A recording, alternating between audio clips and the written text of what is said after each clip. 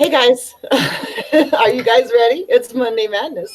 And guess who I have? And Val just showed up. We have Osama, we have Val, we have Oz, and hi Val. Are you guys ready? It's Monday Madness. And guess who I have? And Val just showed up.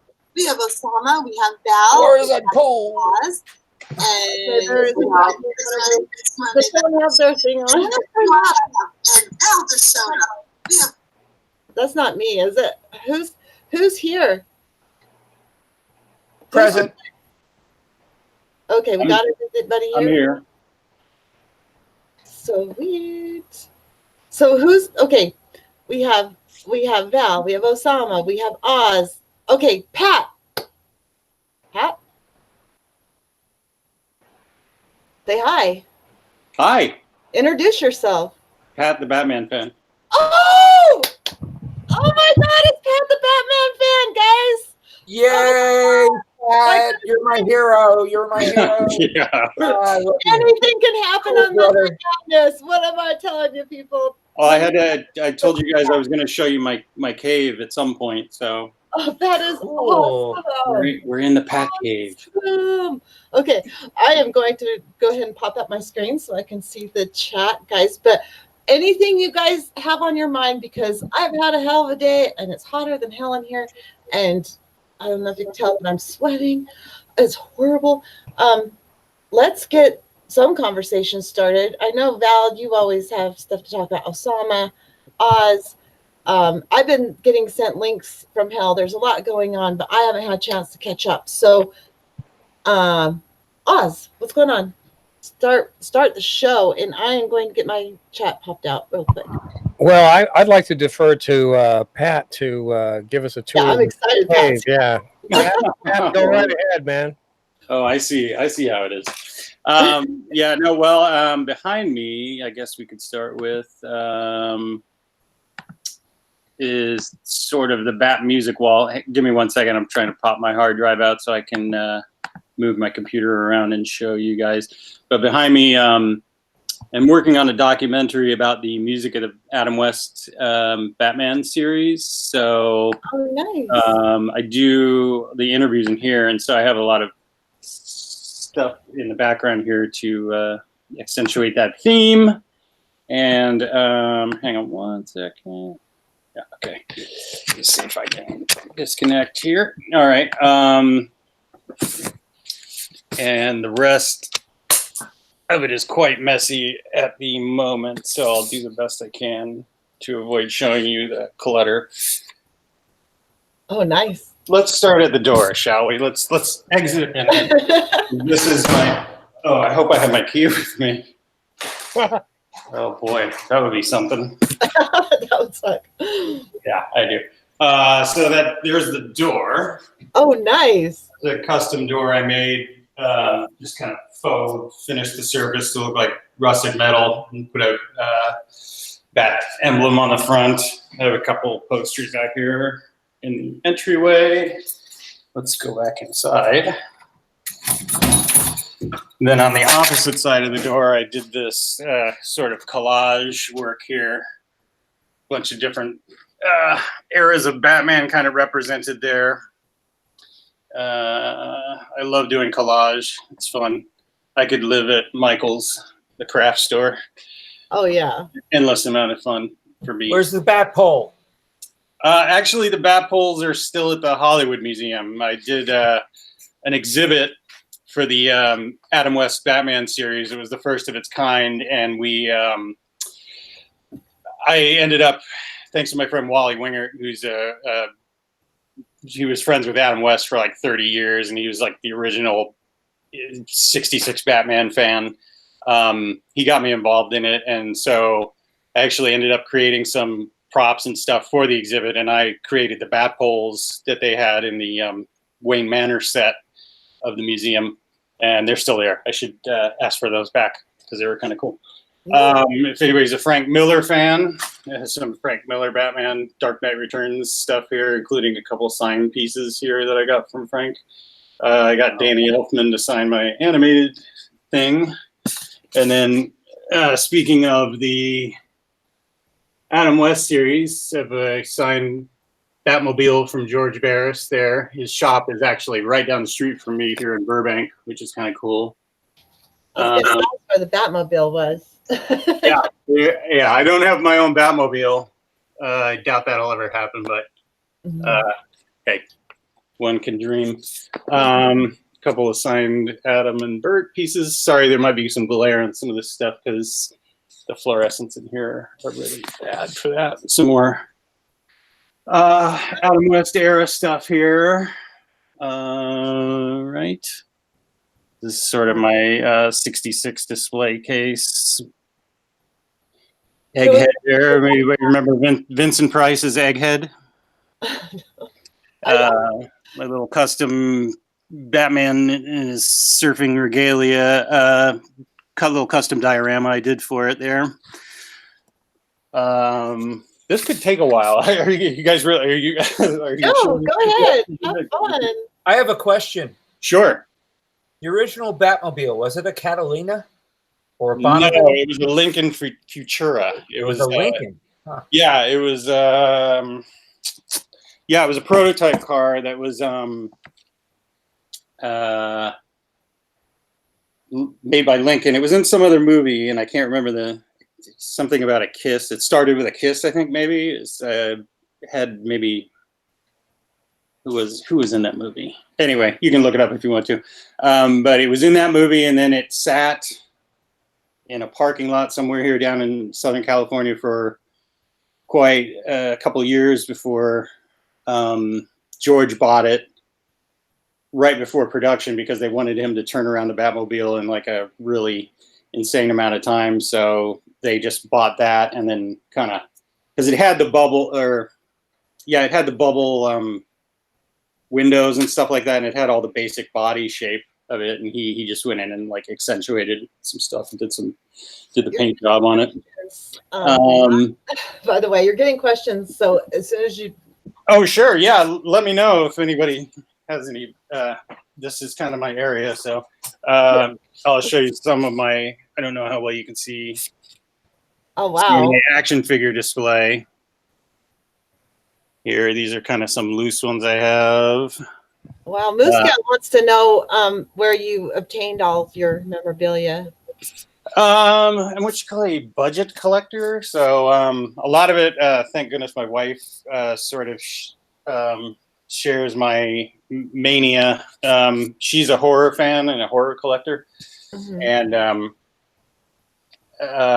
what happened was this office is in a memorabilia store that some friends of mine own. So when they moved from another location and they bought this building here, which used to be a bank. So this is actually a vault room. It's all brick in here, so it keeps the collection pretty safe. And when he showed me the building, I walked in and he showed me that they had these spaces up here they were going to rent out. I saw this one and I was like, oh, say I must have it. So the brick and all that, yeah. So I was lucky, and I use it, like I said, for recording interviews, but also displaying my collection. And it's I collect. I used to go to a lot of garage sales and get stuff because in this area particularly, you can find stuff from people who like industry people who get stuff either free or cheap and then sell it, so sometimes you luck into some really amazing stuff. I actually went to a garage sale at that's where I got this Adam West bust here that I got signed by Adam. I got that from the yard sale of the guy who sculpted those. Yeah, like he's a sculptor. He lived in Burbank. He does a lot of sculpting, so he gets duplicates sometimes of the things he sculpted and all sorts of cool stuff. He doesn't have room for it, so you can find amazing stuff for cheap sometimes. And then you just kind of bump into people too who are industry connected and get stuff that way. I've gotten some cool stuff, but I've also had some like close calls where like, I just gave away all this stuff from I ran into a guy who had just had some of Jim Carrey's canes from the Riddler when he played the Riddler. He was like, "Oh yeah, I just got rid of them," and I actually went to a prop house that had like thrown away a lot of the Batman Returns props, the miniature stuff that they did, like the miniature sewer and stuff like that. And they were like, "Yeah, nobody was interested a couple of years ago, so we just pitched it out." And so you hear a lot of stories like that are like, "Oh God." But then, like I said, I've lucked into some pretty cool pieces too. So I don't mean to dominate I don't know, what I don't mean to dominate the conversation. No, you're good. I mean, this is just really exciting to have you on. I mean, I know everybody has seen you in all the chats, especially with Graham Elwood and all that. And now I have something to talk with Graham Elwood about when I'm on Friday with him. So yeah, Graham's great. I used to be a showroom manager at the Hollywood Improv back around 2000 to 2005. So I saw every comedian pretty much in the world, and I got to know Graham pretty well. He's an awesome guy. he really is. Known him for like 20 years now or something. That's insane. Oh, wow. I can't believe it. I'm fairly new, but I was still one of his beginner subscribers when he was getting about the same amount of views as I'm getting now. I was a sub to him and supported him. So I feel kind of good about that. I was there. I was there at the beginning. I remember when he first started doing it, he was talking, and he had, he's friends with Jimmy too, obviously. So that gave him a good. That helps. That boosts. Yeah, it helps. Yeah. But, I mean, if Graham couldn't deliver, he wouldn't. He wouldn't. Oh yeah. He's not. It's not a. Makes no difference. So. Yeah. Yeah, well, so it's so nice to meet you. I can't even believe it. Does anyone else have any questions for Pat the Batman fan? And then we're going to get into some serious discussions. Yes. You can talk, Osama. Please. Because he's. Yeah, I don't know why I'm such a good guy. I mean. This is stop shadow banning. Shadow banning you? No. I think they are. Pat's got more stuff than Gary Beekler's got, and that guy's got a lot of stuff. Hey Pat, you should get together with Maggie and make a video having with the Batman come rescue her little characters. Oh yeah. Cool. Oh yeah, Batman and Star Wars. No. Yeah, she does some neat custom stuff. That's something I do quite a bit of too. Actually, I started making custom action figures and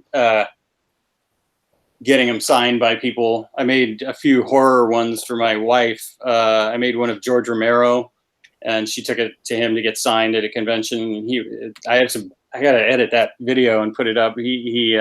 Where George Romero's like all excited looking at the figure, and then he like took a picture with it and tweeted it out. So that was kind of thrilling. Do you know who Clive Barker is? I made one of him, and she got him to sign it at a convention too. So it's pretty neat. People that don't normally, that like directors and stuff like that, or smaller characters who never got an action figure, they really enjoy it when you bring them like a custom figure of themselves, So kind of cool.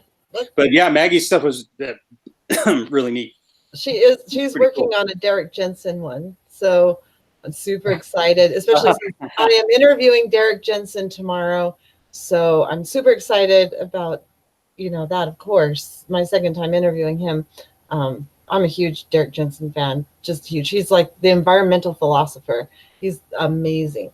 Can't wait. So tomorrow, guys, and it'll be at 3:30 Mountain Time. If y'all can make it, that would be great. Anyway, let's get into some heavy duty topics. Val, what do you got on your mind today? Can Val talk? It's your lucky day. I was going to bring up AI again as a solution. AI? Yes. Okay. I know that you don't like artificial solutions. Okay.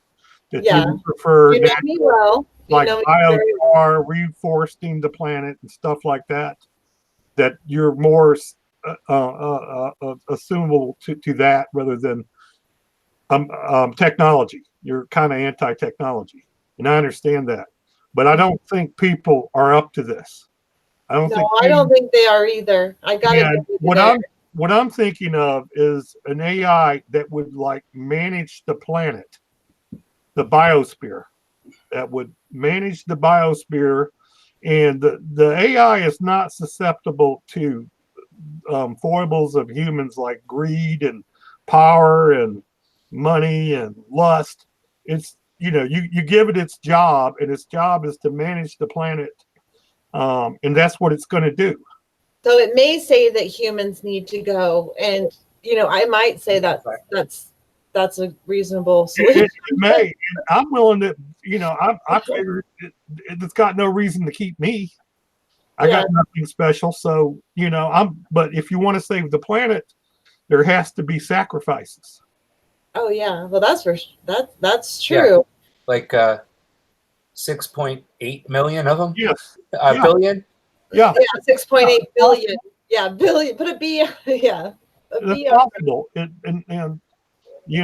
that's entirely possible. It may not. If the AI wasn't truly evil, it would be like the way you treat your horses. You don't go out there and beat your horses, and torture them. You want the best for them, okay? You want to see them happy, okay? But you're the one in charge, not the horses, okay? You're the one who's buying the feed and all that. The AI could be very amenable to making humans happy, but it may be a smaller amount of humans that it may want to make happy. Yeah. Well, I think we're informing the AIs that exist right now by speaking our truth. And, the more we speak our truth on the internet, because it's all being sucked in somewhere and analyzed by AI. So if we feed it enough truth, it's going to realize that, the governments are the problem. I mean, it may figure out a system where, some of its creators, it's possible, the military and corporations are not doing well by the planet. It's more them than the individual. Well, let me explain on the AI. It may not necessarily be human created AI. It may be an AI that in the second generation builds an improved model of itself by itself, not by humans. The AI builds it, and then the next generation builds an improved model, and it goes exponential. And basically, look, I don't want to get into gods or say that there's God, but it wouldn't be long before this AI would have godlike power. And that's why I think it's our best shot to save the planet.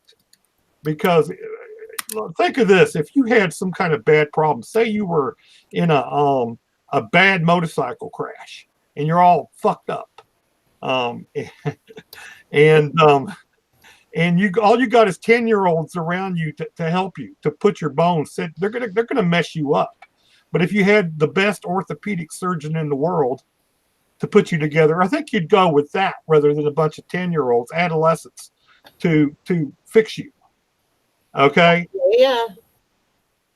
So I'm saying this. I know that because I've had to have surgery on my foot and put it back together. So you wouldn't want a 10-year-olds doing it, and I'm still having issues. I'm having more issues like this last couple of weeks. It's getting really bad again, which doesn't make me feel good. But yeah. If we're doomed to failure here, okay, if nothing is going to work, let's say this is a possible solution that AI takes control and runs things, everything on the planet. And you have, a lot of people say, well, that would be terrible. No more democracy, no more freedom. The other alternative is extinction of this planet. That's the other alternative. Yeah, well, that's going to be the only thing that's left to happen. Yeah. It's like that's all there is. Your freedom is an illusion anyway. So it is an illusion, but in this case, there would be the AI you would be like Chris's horses, her pets to the AI. They would be running things. They would have an intelligence level much higher than you, um, as possible as much as we have over an ant. I mean, truly godlike powers. And if you think this is all fantasy and sci-fi, and 100 years from now, think about where we're at now. We're talking on this internet, YouTube, cars, planes, trains, jets, Elon Musk, that crazy bastard. Asshole intelligence. An amazing amount of technology. So this is entirely possible. It only takes the AI to get to the second generation where it makes an improved version of itself. That's all it takes. I'm sitting there shaking my head to some of these comments. Yeah, but I should really one time have my son on, because he's actually really into tech, and he has actually developed some AI. His last job when he lived in Arizona, he actually developed a program to do his job for him. So he no longer had to do his job there. So he could more easily leave and come back home. So I would love to have him on and talk about it with you. That would be a really fantastic conversation, I think. The other possibility that I wonder about a lot is, of course, the car companies are working heavily on AI for self-driving cars. But I just have to imagine that DARPA, Defense Intelligence Agency, that's what I think too. The Sandia Labs, the nuclear lab, they got to be working on this. To, if not just for climate change, just to have a better AI what China's going to get. If China gets a better, or Russia has a better AI, then they have a leg up on us. So there must be a competition to reach the best AI right now, and that's what I'm hoping for. This late in the ball game, I am hoping that they achieve this level of AI, and the AI can then come up with, they were talking about like the carbon capture, and I was thinking, okay, they put those carbon capture devices on the ground. Well, the troposphere goes up 100 miles. How the hell are they going to suck CO2 when you got a ground-based carbon capture device when the troposphere, the stratosphere goes up, 20 miles, 30 miles? How are they going to put these carbon capture devices up 20 miles? So you got to have something much more advanced than us. Yeah. I mean, we're not going to figure it out. Every time humans try to solve a problem, they make it worse. It's like when I was talking to Deanna Meyer about the prairie dogs and that she's trying to save, and they were trying to save the black-footed ferret in the same areas, but you need so many prairie dogs per black-footed ferret. I always say black ferret, but black-footed ferret, for them to survive. And so it was they knew this. It was just kind of a I don't know, just a mind. I was going to say a swear word, but I'm not going to. Anyway, it was just to mess with people's heads and say, hey, look, we're trying to save this. But really, they wanted the prairie dogs to go away. So they put the black-footed ferrets there, knowing that there's not enough prairie dogs for them to survive on, not to save the black-footed ferret. I mean, humans are just ridiculous. They're doing it more for money. Everything they do is for money. It's not for actual good of the environment. Not everybody, not every human, but all the government officials, all that, it's just money, and they're all paid and bought. Moose Cow has a question. Hold on. Where did it go? It disappeared. Did you just delete it, Moose Cow? Because I didn't see it. Dang it, Moose Cow. Didn't even get it. Speaking of artificial intelligence, there's a game called Go. It's like the oldest board game in the world, and there's a computer that they designed to learn the game of Go, and it beat like the world's best human player, like however many games. The human only won one. Then they developed the second generation not long after that of the computer that beat the original computer game 100 games to 1. So that's what Val, I think, was talking about with the exponential. And from what I've heard, AI will operate like that until it does achieve godlike powers. I mean, it's just, just multiplies exponentially outward. What do you guys think of the idea of simulation theory? I don't know what that is. Can you explain it? The problem with simulation theory is that if that's the case, then we're just in a computer simulation. We're just Grand Theft Auto 5, and that could be the case. But we have to operate on a default that this is real, okay? And so I believe the simulation theory could be true, but we have to default that this is all real, and we have to attack the problem as if it's real. And sure, we're not just in Grand Theft Auto. I play Grand Theft Auto anyway, well, once in a while, but but yeah, I also wanted to mention on the AI. To me, it's a choice of either planet going Venus extinction or a possibility that you have this managed planet, kind of like Zeitgeist. You have a managed planet, okay? And this computer manager, it's not going to put up with billionaires. I want 100 billion. I want a yacht, a $100 million yacht. It's going to make the planet comport, the beings comport to what the planet can support. Right. Well, that was kind of my point, to tie in, because then you do sort of, in that scenario, you are living in somewhat of a, if not simulation, a controlled situation, Yeah, but, and it would be controlled. People would complain, "Oh, you're going to lose your freedom," and you will. But okay, you got a choice. You want planet going Venus, or you want to live in possibly a utopia, possibly.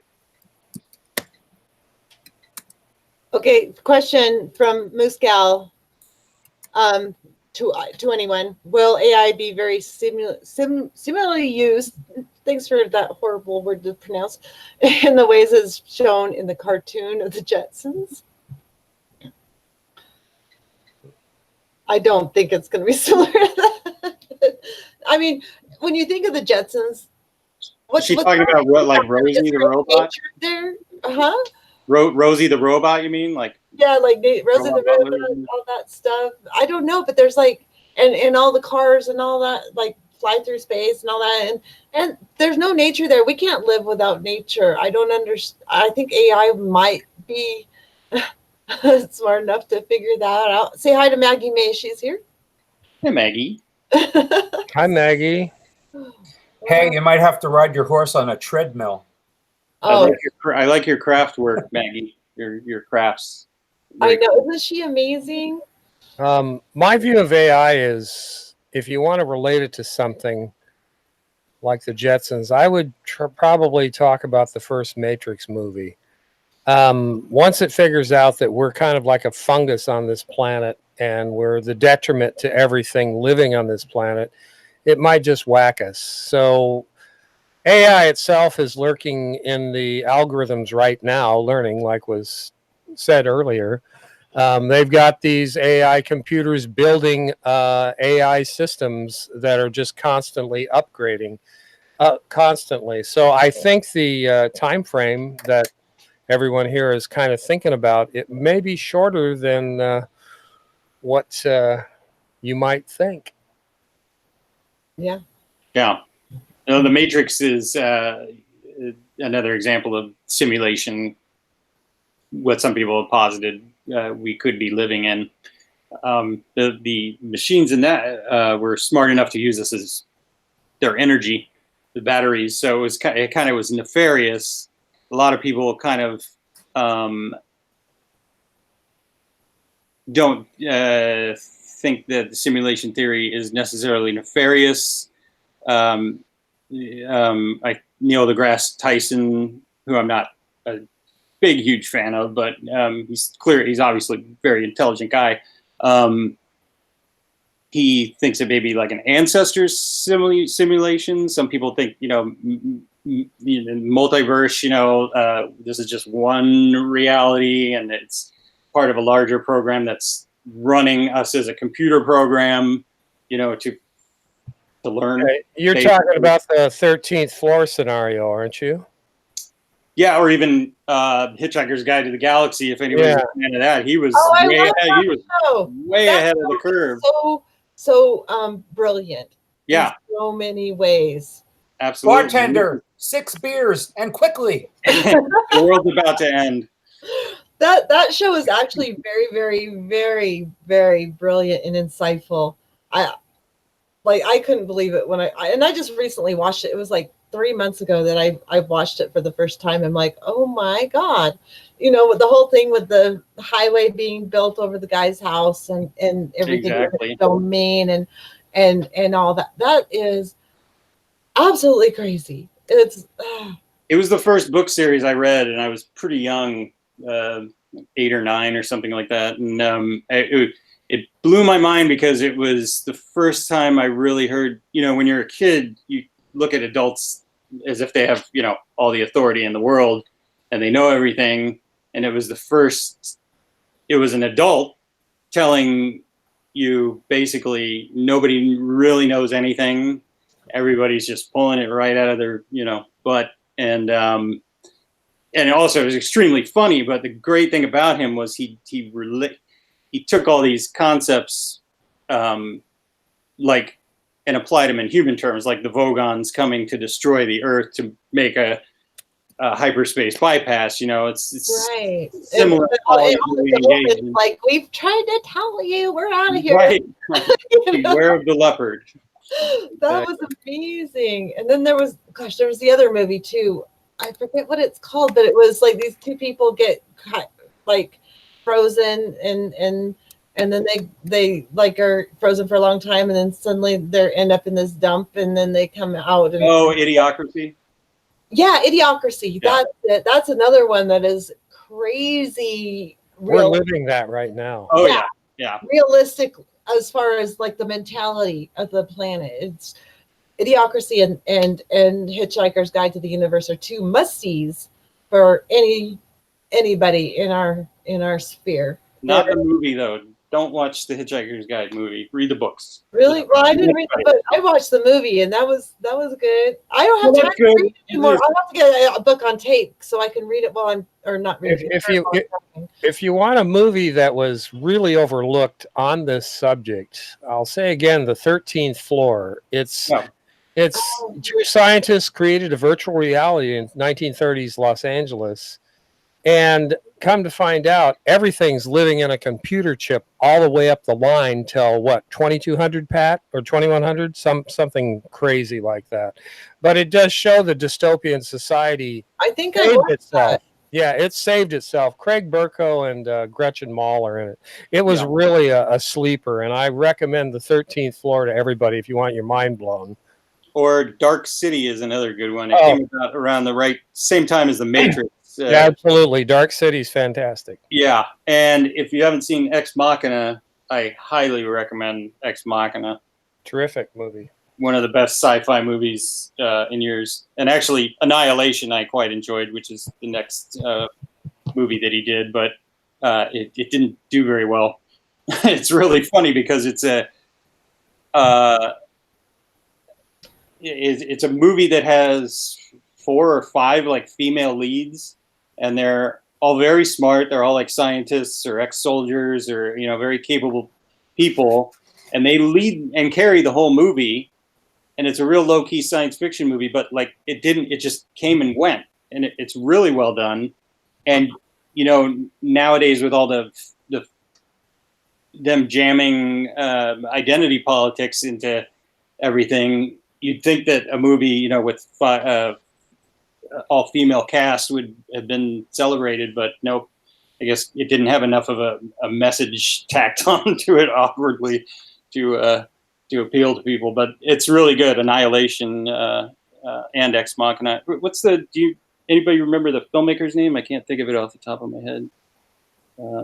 I can't even remember actors' names. Don't ask me to if I remember filmmakers. Anyway, sorry if I ramble. I apologize. I have some ADD issues, so I have to Oh, I kind of totally monitor do. myself. If I start going off the rails, just No, it's good. Do you have your own channel, Pat? I do, and I'm trying to build it up right now. Well, then promote it like right now. Well, you can. I mean, it's just Pat the Batman fan right now. I'm starting some new. I have a new series that I'm going to be doing called Pat Listens to Bat Music, which is where I bring friends of mine in and we listen to pieces of music from the Batman universe. I just had my friend Alex Zoltz in, and we listened to some of the old Neil Hefti stuff because he actually was knew Neil Hefti a little bit. And he so we listened to some. Actually, I'm going to show you guys something really cool. You will be the first people to see this. Oh, yay. First, it's an exclusive. An After exclusive. Progressive. Exclusive. That right there, that is a gift that I have temporary custody of. Anyway, that is Neil Hefti's chair that he composed all of his music in from 1961 or something onward. His son Paul wanted to share it out to share it out. So I have temporary custody of it. I'm going to film some stuff with it for the documentary. When Paul comes over and I interview him, he'll be sitting in that chair. Film documentaries as well? I'm sorry? You film documentaries as well? Well, I try my best. It's like I'm literally just doing it on my own and on my own dime mostly and on my own time. Sometime when we have more time, maybe I'll share the story of that. But it's really long and involved, so I don't want to get into it. But yeah, I'm working on 2 music documentaries right now. The other one is about a songwriter called Michael Z. Gordon, and if anybody remembers the Marquettes, any of you? No, but you and Osama would have a lot to talk about if you're music fans, because Osama composes beautiful music. Oh, awesome! Yeah, he actually did my intro that on my produced shows that Oz does. The intro music was Osama. Mm-hmm. Nice. Well, looks like we have another person here. It looks like a female Maya. Ooh. Which is interesting because we need more females on here. Absolutely. So, girl power. Oh yeah. I'm trying to do a girl group on like a Wednesday, Women's Wednesday, doing the Dames of Doom on Wednesday. Right. So Michael Gordon was in real quickly. If you remember the song "Let's Go,"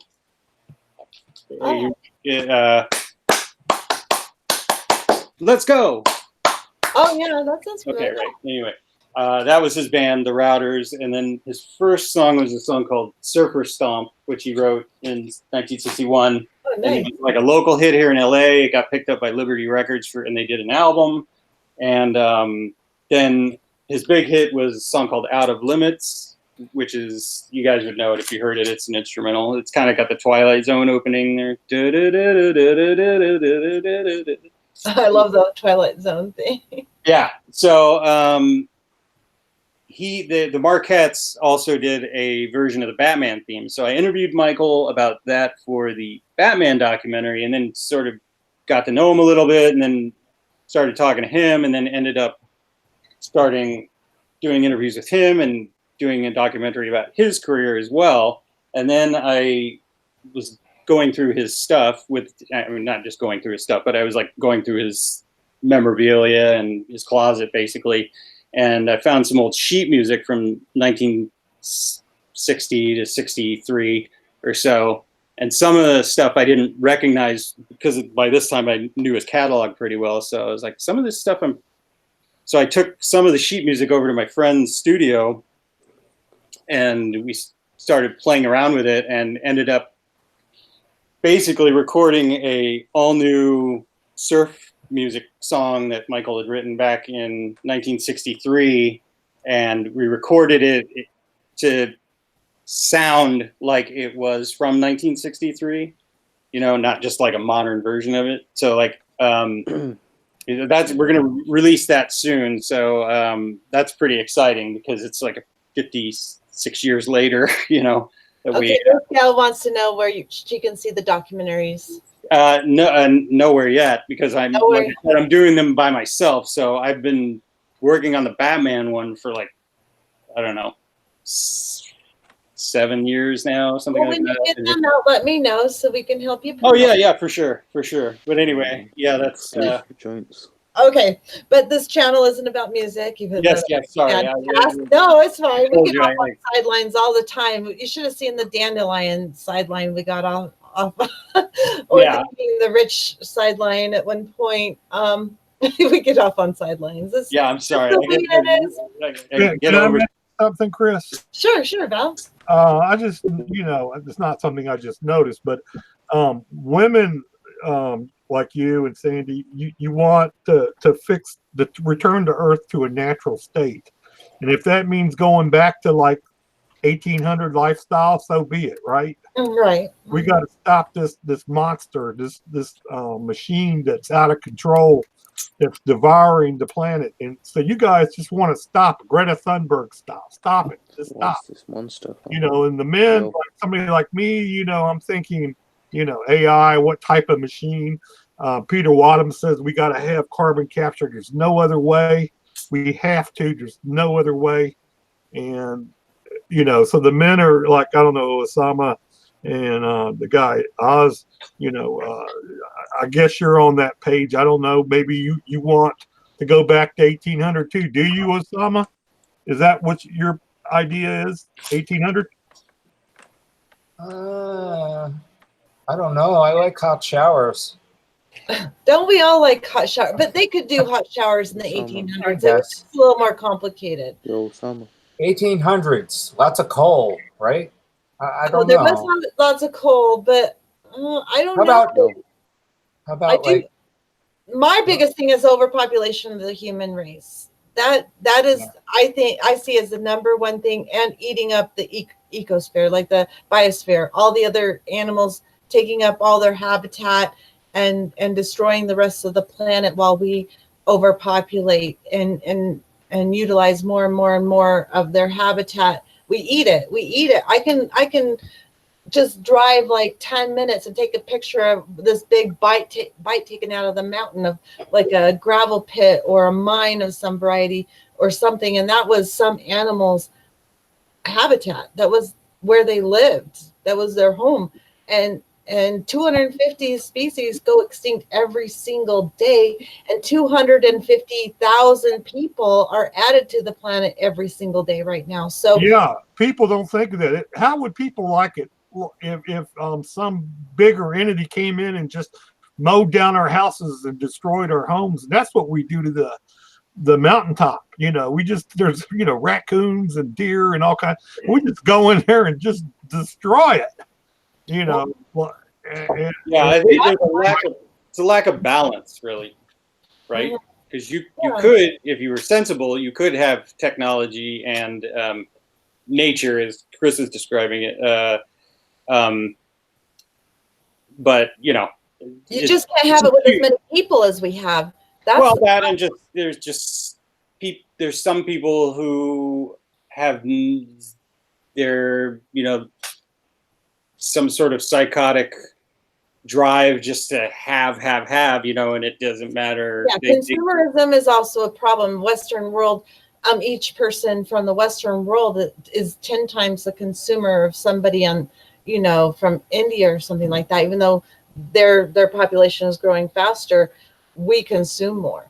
So it doesn't matter. It all evens out in the long run. Either way, there's not enough land. There's not enough resources for the people and the animals to survive, and we need the animals to survive. So, that's my problem. I think my largest issue is that it's the frustration. It's the daily frustration that you see with Trump.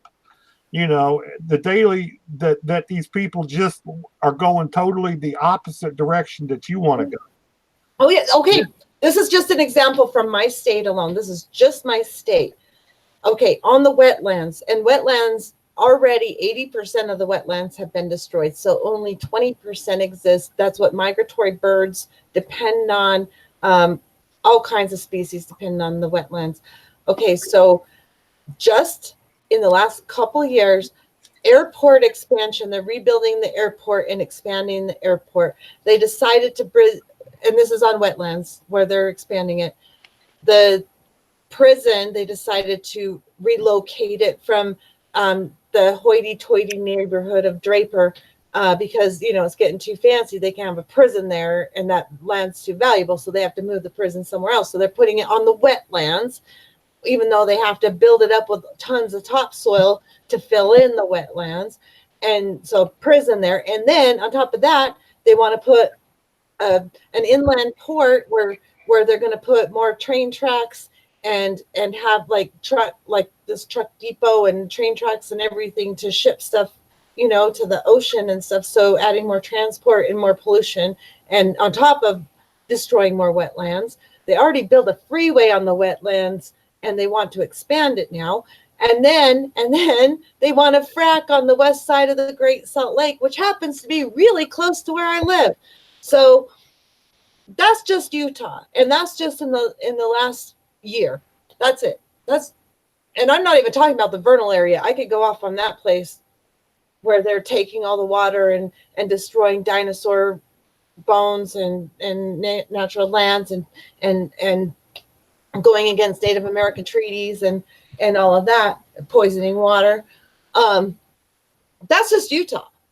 And as far as I'm concerned, the sooner the AI takes over and stops this shit and just puts a halt to it, you know, and, you know, so you go out there to start your bulldozer and the AI has disabled it. It ain't going no place.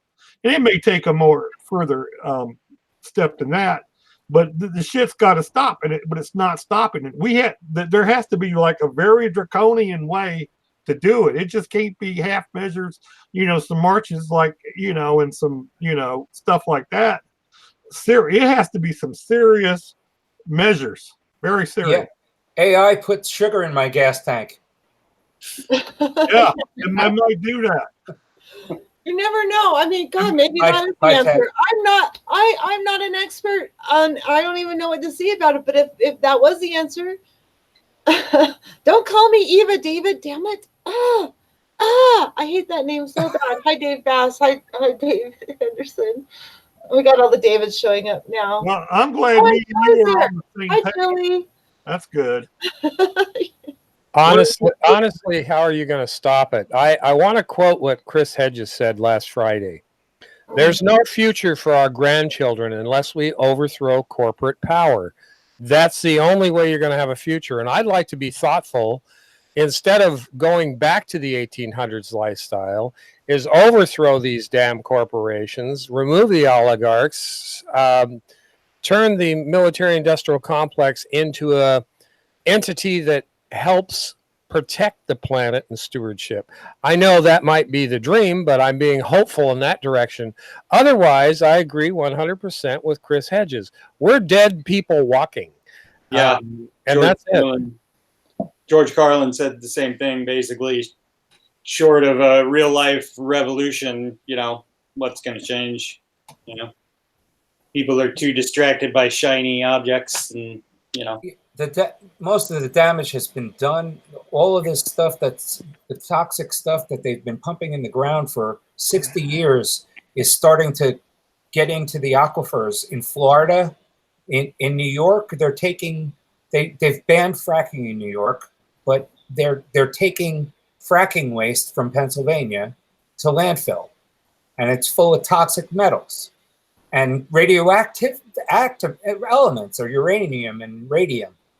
You know, I mean, here on Long Island, back in the World War II effort, Grumman and the Navy, they had plants. They released such amounts of toxic chemicals, trichloroethane, so carbon tetrachloride, benzene, radium, all of these things, and there's this plume. Now they're trying to remediate and pump the groundwater out of this area and filter it and put it back. It's just, I mean, there's so many. I mean, if you look at West Texas on the Google Maps, I mean, it's just everywhere you look, there's wellheads. It's just everywhere. Into New Mexico, it's just, I mean, massive. You just look from space and it's like, oh my God, those are all wellheads. Holy cow. You know, I mean, it's crazy. Yeah. So Moose Gal has a question, and it's kind of one of my, ranting points. So I thought I would go ahead and yeah, wouldn't AOC's Green New Deal solve a lot of these issues? I want to hear what you guys think. I think probably you guys already know what I think, but go ahead. No, I have to go first, and then Osama, because you're going to agree with me. The situation, we're up to over 415 parts per million CO2. Okay, we're already past the positive feedback loops that cannot be stopped in any way. Okay, when now ISIL Beto is gone, it's gone. How are we going to put it back when the CH4 is coming? I mean, I'm not against the Green New Deal. I think it's great, but it's not enough. It's giving an aspirin for when you had your leg amputated, or you just had been gutted and your guts are out, and they give you an aspirin. It's not enough. It's like an aspirin for a bullet to the head. It's you got your eye shot out, or you're hurting. Give me an aspirin. The problem is the energy that it would take to build all the new infrastructure that they want to build, and also all the ecosystems that it would continue to eat up, would absolutely counteract any of the positive effects of the renewable energy. And it would just hurry up what's already happening. It would make it happen faster, as far as I can figure. Let me know if I am mistaken in my figures, but we are losing species by the day. The biggest reason is from mining and extraction of fossil fuels and minerals and all that we need, that you would need to build all that stuff, and transportation to transport all that stuff from where it is built, manufactured, or mined, built, manufactured. All that transportation would also add to the use of fossil fuels. They haven't figured a way to do that with electricity or whatever yet. And there's so many issues that they're not considering. I think it's just a pretty picture that they're painting on that. I just do, and it's very unpopular what I think. I disagree with you. You do? Yeah. Are you ready? Yes. Tell me how you disagree. I disagree with the point of the Green New Deal not being a good thing, if you said that. I think that what the Green New Deal does is it gets the conversation kicked into a serious mode, at least at some point. That's why I am pro the concept of the Green New Deal, but I meet it with the same contempt and too little too late that you all have here. But like everything else, the human species, the American people, need to have stuff beat in their head before they start thinking in that direction. And the Green New Deal, no matter what, it is a necessary part of this. Well, that's how I started thinking about it. So, I mean, the Green New Deal is how I started thinking about it. Yeah. My problem with it is it's all based on economic growth. Economic growth is going to eat. Every time you're growing the economy, you're eating up nature. So we just need to come up with a whole entire system of our culture that doesn't depend on growth. That I don't know. Chris, are you familiar with Zeitgeist, the resource-based economy? Peter Joseph, Zeitgeist movement? He made a movie. I know that's on my list of things. I have that actually written down too. Yeah, I've seen that. He made a movie in 2007, Peter Joseph, and it went viral. And then it started the Zeitgeist movement, which is huge. It's international. It's the resource-based economy. They believe in getting rid of money entirely. There is no money is an artifact of the past, and their future vision. Kids would look at money like we look What's at that? weird artifacts. They base it on a resource-based economy. So the goods and services and products of the world, it's spread out evenly to everybody. Okay, there's no money, no politicians. They basically, Peter Joseph gets pinned down when they say, well, who's going to be in charge? And basically, I think he's alluding to artificial intelligence, and that there would be, instead of politicians, there would be no politicians. There would be like expert committees, okay? Climate science experts. You don't have dentists or lawyers in the Congress who are making climate law. They're these are businessmen. They have a Honda dealership or something, and they're the ones going to make climate policy. They're not even climate scientists. Why not have the experts do it? Yeah, I've said that a million times on my show. The Zeitgeist movement, they have extremely packaged their philosophy in economic theory. They get accused of communism and socialism, but Peter Joseph is really smart, and so that's their future, is an economy where you strip away money, politicians, police, prisons, jails, because like prisons, for example. There's no money, so what are you going to steal? Okay, so that they would see deviant behavior by criminals as being a mental issue and not a criminal justice issue. So they would treat you as a patient, not a criminal. Okay, where does religion fit into that? It would be like we look at Greek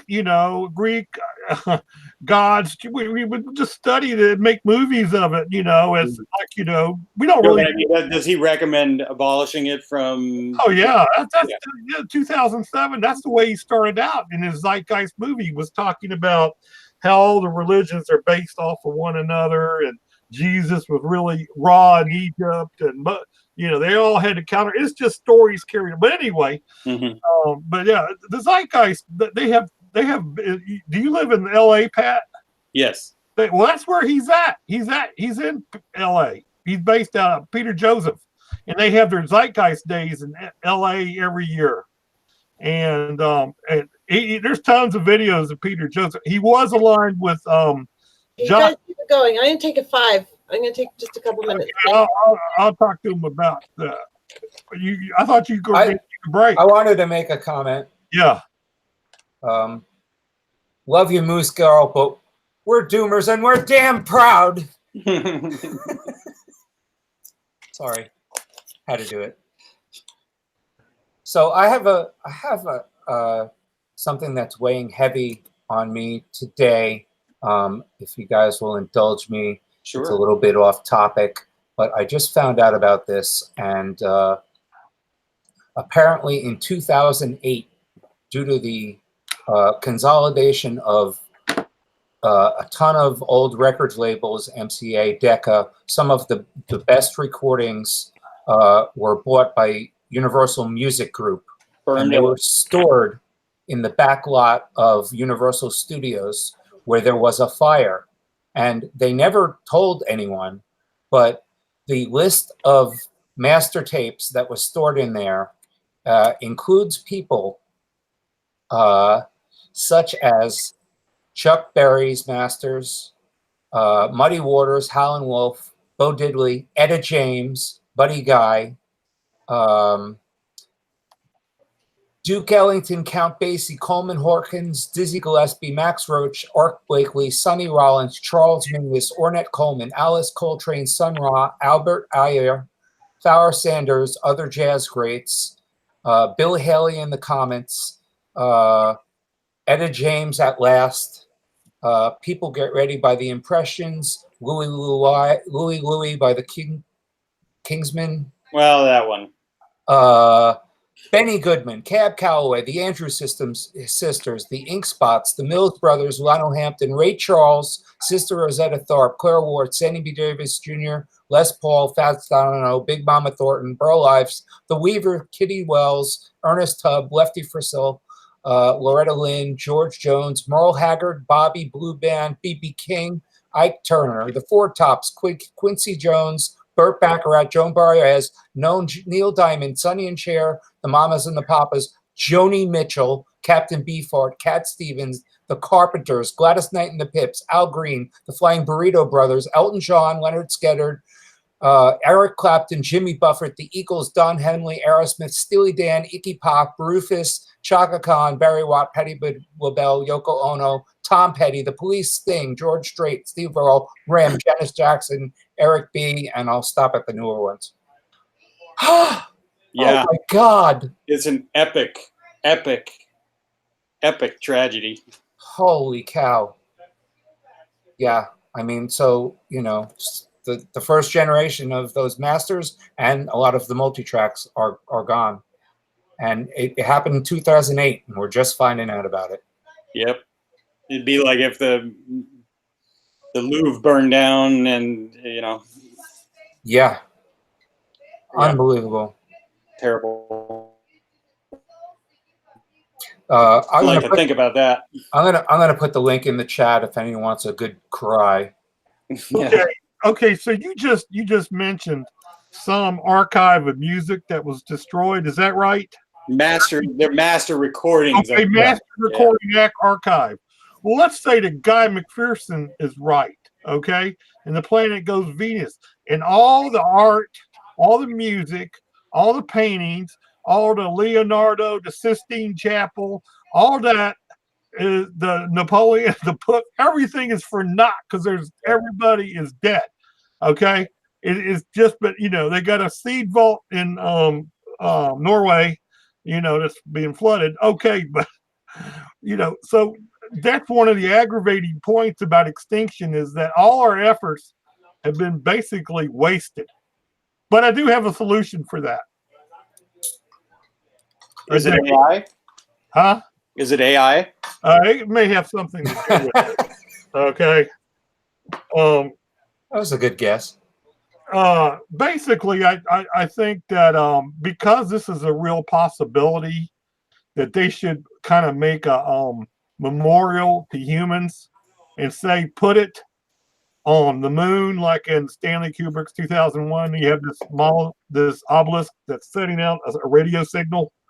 Okay, and this would send a radio signal out, and there would be optical disc or whatever storing all the historical data, art, everything, DNA, you know, stories, everything for future alien archaeologists to discover. And so our story wouldn't be totally wasted like this music, you know, archive you're talking about that just burned up. Well, it's gone. Well, that's going to happen to everything. It's all going to be just gone, you know, and we'll just be forgotten. Okay. At least with this, if you do this, at least some alien civilization would pick up our history like we pick up the Egyptians. And the Egyptians are not just lost to history. You know, they still lived on a bit. You know, and that's just an idea. I think that they ought to do that. Put this sort of thing on the moon. And the reason for putting on the moon is there's no bacteria, so all the stuff doesn't decay. Okay, it stays fresh for whoever finds it 1,000,000 years in the future. Not to mention the Earth going Venus. You know. That's not a bad idea at all. Perhaps a little handwritten note at the bottom. Yeah, a little note. We blew it. Don't do this. Don't do like us. But enjoy James Brown. Yeah. They did actually, on that one deep space probe that they sent out, I feel good. You're talking about the Sagan disc, the gold disc. Yeah. You know, our position where the spacecraft came from. Mm-hmm. What planet from what star? They put a male and a female. No, that wasn't Carl Sagan because he wasn't buff like that.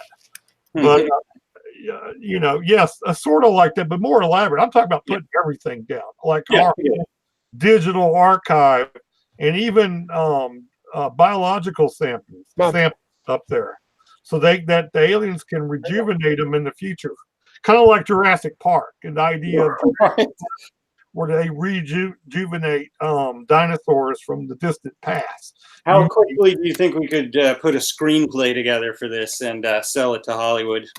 Yeah, like it wouldn't take long. The problem is it's a tacit admission that the planet's doomed.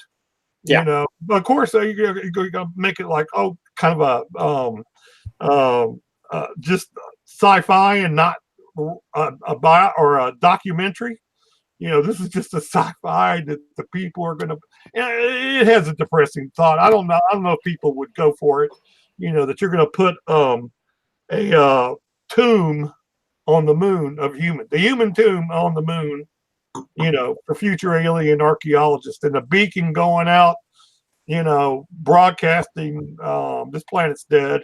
Want to come by and check us out? You know, I don't know. It may be a movie. You're the one who's in Hollywood, man. Yeah. But, I'll get your number after the show, man. All right, sounds good. Have any of you guys? Are you guys hip to Fringe? Did you ever see that series? It was.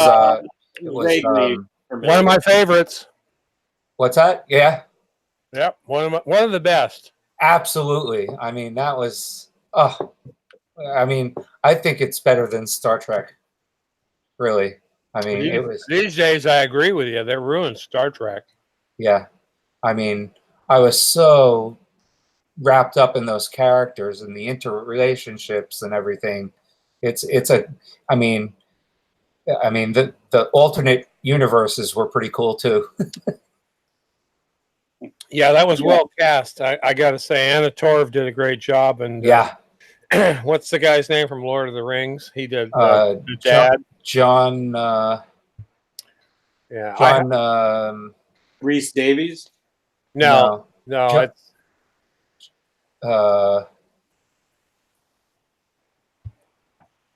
It'll come to you. It's great. Watch Fringe. If anybody wants to watch something that'll open your mind up, that's the one to watch. Yeah, Fringe is great. Okay, so it's nothing like. And they use lots of Yes music.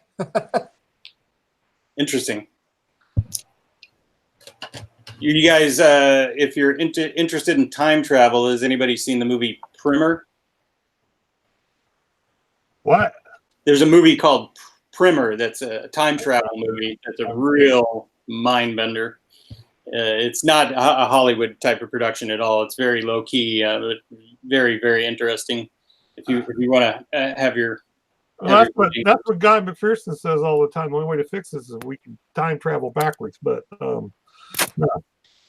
Yeah, I used to get this magazine when I was a kid. It was the junior version of National Geographic called World Magazine, and they had all these great things in there about how solar energy was the way of the future, and solar's coming, and solar this and that, and then just stopped hearing about it. You know, I mean, it's sad to think that we had this.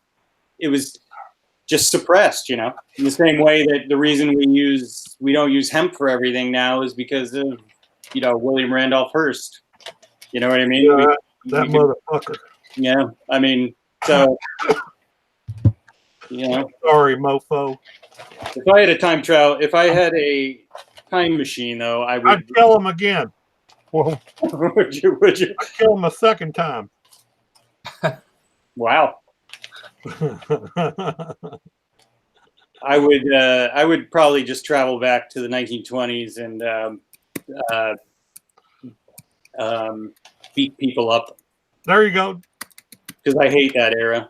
I hate everything from the 1920s. It's my least favorite. When they're like a future Terminator, man, and you know, like trigger happy people do these days. Right. Maybe all these mass killers are from the future, and they're just coming in and shooting up 50 people like the guy did from the hotel in Vegas, killed 50 in one night, wounded 400 at the Mandalay Bay. That shooter. Yeah. That guy, maybe he's from the future and he's like having fun hunting. And then when he killed himself, he basically checked back out to the future. You know, so he just come back to hunt humans. The movie Looper had a bit of that in it. Okay, yeah. That was good. I like that. Yeah. I love time travel. It's very fun. Yeah, definitely watch Primer. Especially Star Trek 4. Oh, is that the one with the whales? Yeah. Yeah. When they're just laughing at themselves. It's awesome. That's one of my favorite movies. Is that the double dumbass on you, pal? Okay. All right. Just the damn minute, Admiral. Right. Right. I thought of who it was. It's John Noble who plays Walter in Fringe. Yeah, that's it. And of course, Leonard Nimoy. It's his last acting role before he died. He was playing. It was a good part. It was a great part. He was playing his old lab mate. They were, working, doing drug experiments on children to bring out their superpowers for the military. And one of them, wound up meeting up with him later because he had destabilized the barrier between two worlds. I can't recommend it more highly. It's just so entertaining. There's lots of LSD. How can you go wrong? Mm-hmm. So we've been talking about how humans have basically squandered ourselves mostly. But, the tragedy of losing all those master tapes remind us that we've done some pretty extraordinary things too. What would you guys say is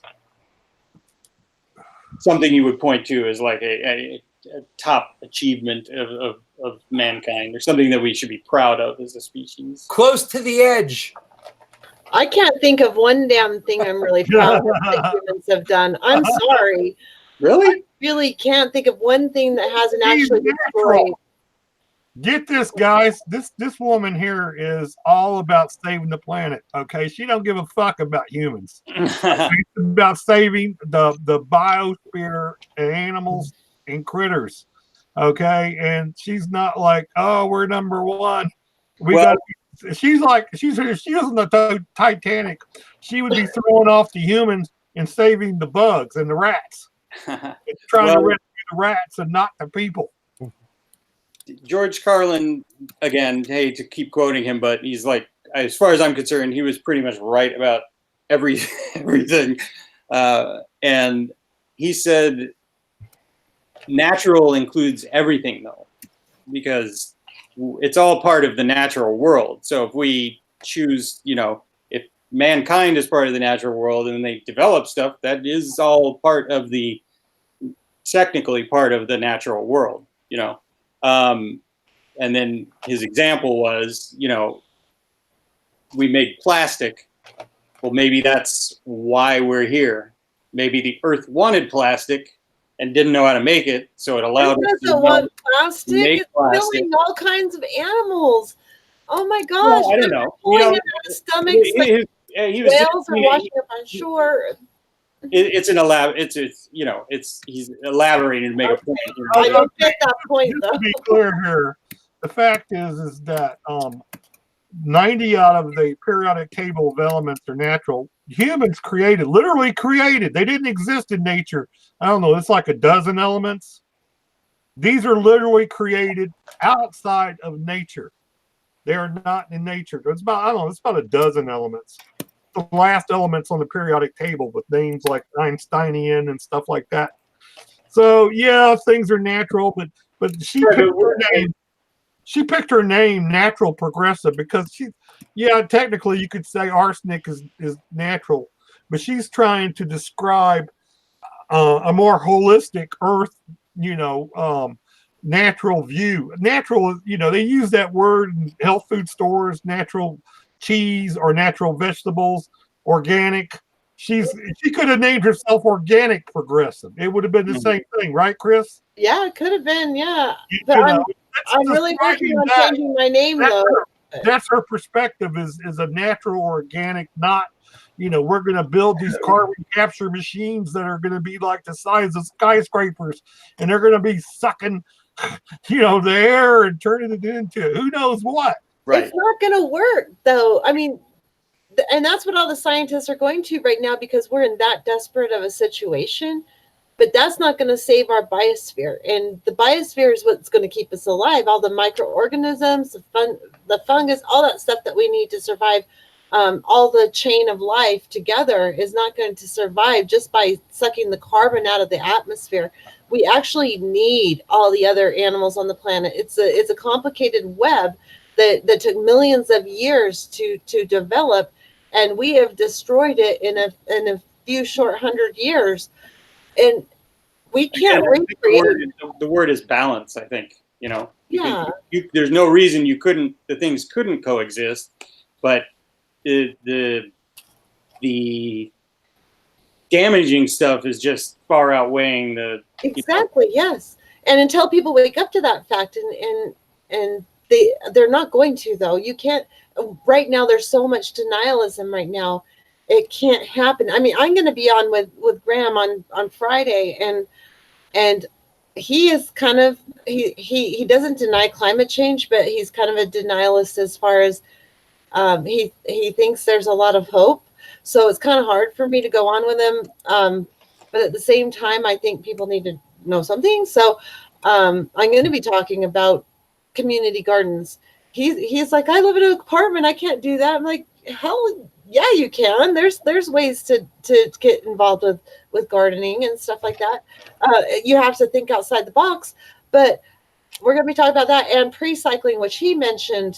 And those are just small things you can do, and they're not going to make a bit of freaking difference in the whole scheme of things, really, other than making yourself more able to cope with what's going to happen and coming up.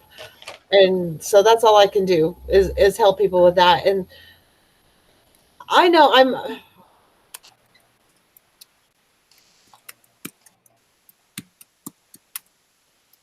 Hello.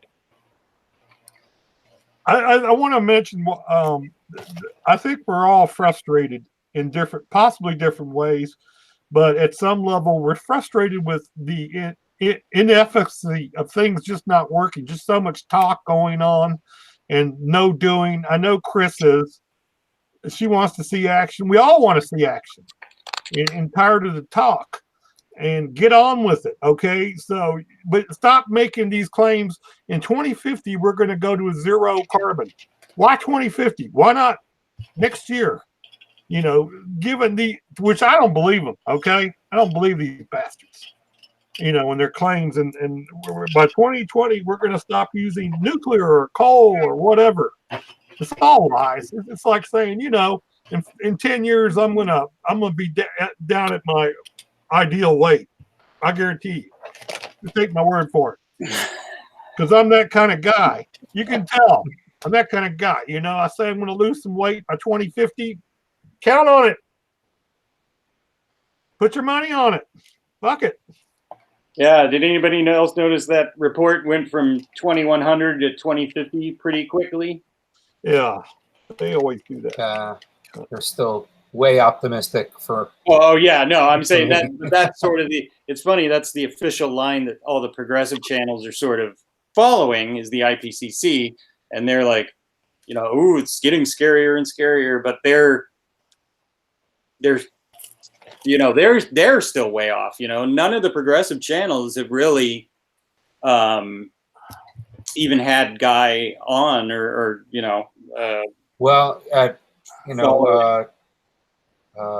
they have not come to the ass puckering moment yet. The moment where a billion people's ass puckers, like you're almost getting hit by a train and you're like, I'm going to die. That moment's got to come. When's that going to be? Uppo Media is almost pretty much there. Lee Camp is there. Graham is there. I mean, there's a lot of the alternative comedy media that's there. I mean, maybe Lee. I don't know if Graham. I don't know about Graham. I haven't heard him mention any of that stuff. Has he? Chris has been working on them pretty hard. Oh, okay. Yeah. I mean, but then you get to the point where it's like, I mean, But Chris John, Hedges, John did a video, which is really worth watching, and he was deeply doomerized. I mean, he was deep in it.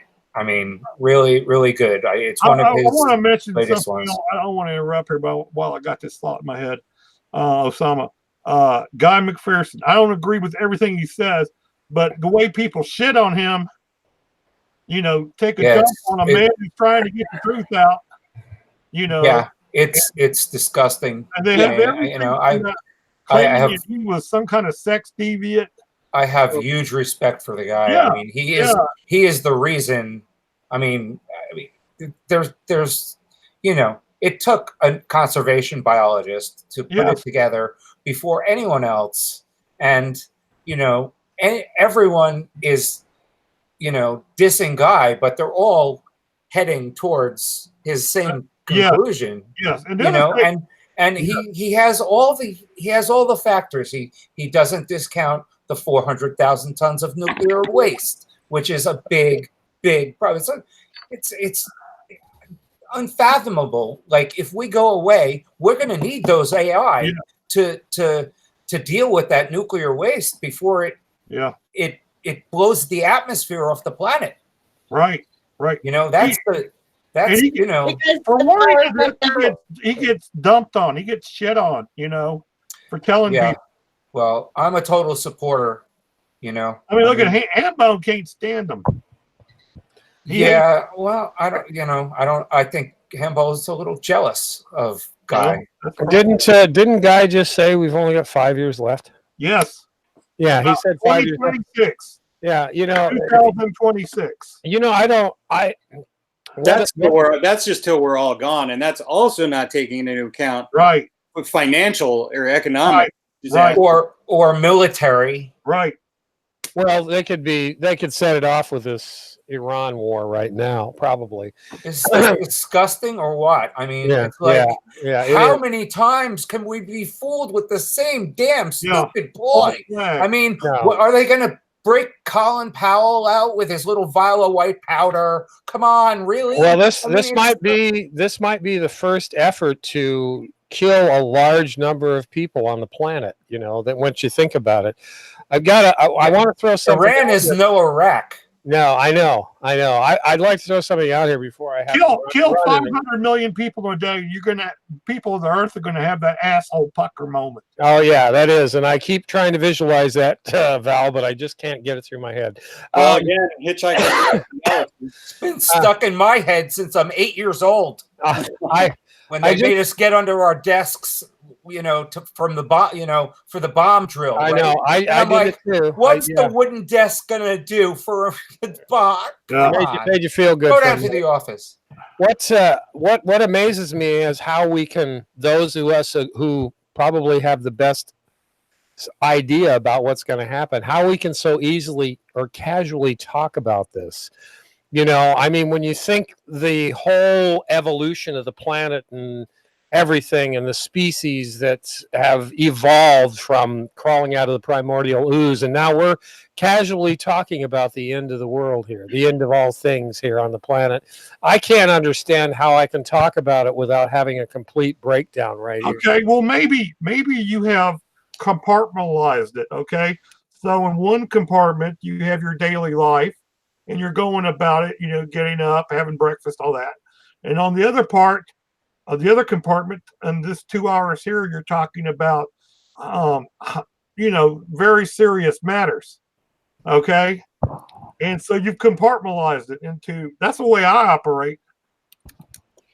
I'm not in this state of existential angst where I'm just waiting, there could be a nuclear warhead coming in now. I could be vaporized in the next, it's entirely possible. So we can't really live in that sort of thing, even though that's entirely possible. Can we, Osama? I don't know. I have been, like I met Guy and we went for a pub crawl in Brooklyn. Well, it was more of a like donut and soup crawl. I don't know. But we were following this group of acoustic musicians, and we wound up in a barbecue place. And I'm like, I had just driven in from Virginia, and I'm like, I'm in Brooklyn in a barbecue place with Guy McPherson. So what I said to him, you're muted, Val. What I said to him was, I really appreciate your message, but it hasn't changed the way I'm living at all, because I've been living this way since I'm 8. I had a plan at 8 that I was going to go. I was living on Long Island, and obviously New York would be a central target.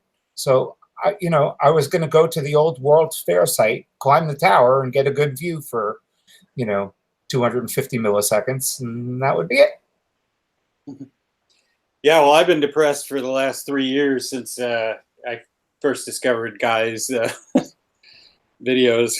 I think it was through Head in the Box, actually. Yeah, it's just, so at this point, I'm kind of like, I've kind of gone through the stages of grief and everything, and I don't even bother bringing it up to anybody anymore, because it's just like, people don't want to hear it. Yeah, but yeah, I'm still living it. I'm still bouncing around the level. All I want to do is finish my 2 documentaries, and after that I don't care really what happens. So it's like, I feel like the pressure of the clock, like trying to get those finished, because that, even if everything is going to get wiped out, just because I started them, you know what I mean? And it's in my court, and I'm the only one who can. It's kind of weird because these were supposed to be sort of my contribution to musical history, you know what I mean? These 2 and Batman history. But now it probably is.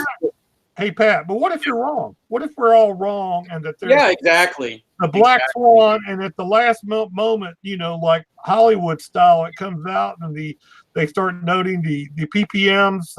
CO2's down to 390, it's 370, and every day it's lower and lower, and these amazing things happen, as unlikely as they are to happen. It could happen. Yeah, right? I mean, you can't. Yeah, exactly. That's the point that I finally arrived at. It's just like you just got to keep continuing, or choose to not continue. I mean, those are your 2 options, right? So, but it essentially, I mean, we're all going to die anyway. So it's just the thought. Why not together, right? Why not all of us at the same time, man? Right. Exactly. So, if you got a raw deal in life, you're like, well, Bill Gates, everybody's going to die. It ain't just me. Yeah. But I mean, it's still depressing. I mean, the last 3 years have been. Yes, depressing because we failed. We failed, man. It is depressing. Yeah. I say that there's, Guy McPherson, he has a hard on for the word hope. Okay, he hates the word hope. Well, I think he's right. I think it is. I think he's right too, but I mean, people use it colloquially. They don't use it in the context that he always assigns to it. The dictionary. Some people just say, "Hey, I hope it don't rain," or "I hope power comes back on." Dysfunction. You get a hot date and you think, God, I hope I don't get erectile. Christine, your power's got to come back on. We're hoping your power comes back you on. guys I was going to say erectile dysfunction. Yes. and we mentioned Guy, and they cut Chris's power. Yep, they sure did. I'm not paranoid. I'm really not. That doesn't mean they're not out to get me. Yeah. Hey, Val, have you ever read the short Asimov story, The Last Question? I've read Asimov wrote like 400 books. Yeah. But I didn't read that one, man. You didn't read that one? You would enjoy it. I read iRobot, and the other thing you do. It's not long, but every time he wrote 100 books, he would write the 100th book. Right. It wouldn't be a new book, and just be talking about the previous 100. And so he'd like to stack up a huge amount of books. Yeah, it's amazing the amount of work he put out. Yes. Very thoughtful guy. You heard some interviews of him? Oh yeah. He's just wow. What a brain. He was multi-talented. I think he was a virologist or a molecular biologist, but he knew everything: astronomy, physics, everything. That's where I learned most of my early science was from Asimov. Yeah, cool. So I'm probably a little older. I also want to mention to the other two guys. Did you guys get like little bracelets or necklaces like dog tags in grade school?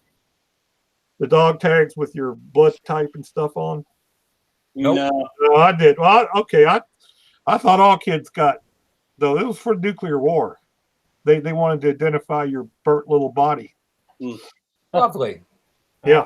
So you could get dog tags or a little bracelet with your name. That's quite practical. Yeah. Shit. I guess a tattoo wouldn't work. Well, I was second grade. I don't know, tattooing second graders. I guess that could have happened. Yeah, but think about it. I have. No, I mean, like the tattoo is not going to be left when the body's burned up. Right. It's gonna be vaporized. Whatever. I'm 63. I'm getting loopy. Well, I was 63, so I grew up in that whole era, man. Yeah. I was at the tail end. To be alive, man. I should have been dead. So I count every day as gravy. Well, I'm so glad. After 1963 Cuban Missile Crisis, man, every day's been fucking gravy. Like, wow, amazing. Should have been dead in 63. Yeah. My power's back. Yay! Hi, Chris. Hello. Oh my gosh. For mentioning Guy McPherson. I know. Yeah. Don't do that. Well, mentioning the fact that even though you may not agree with everything he says, No. there's no reason people shitting on him all the time and taking a crap on somebody who's telling the truth.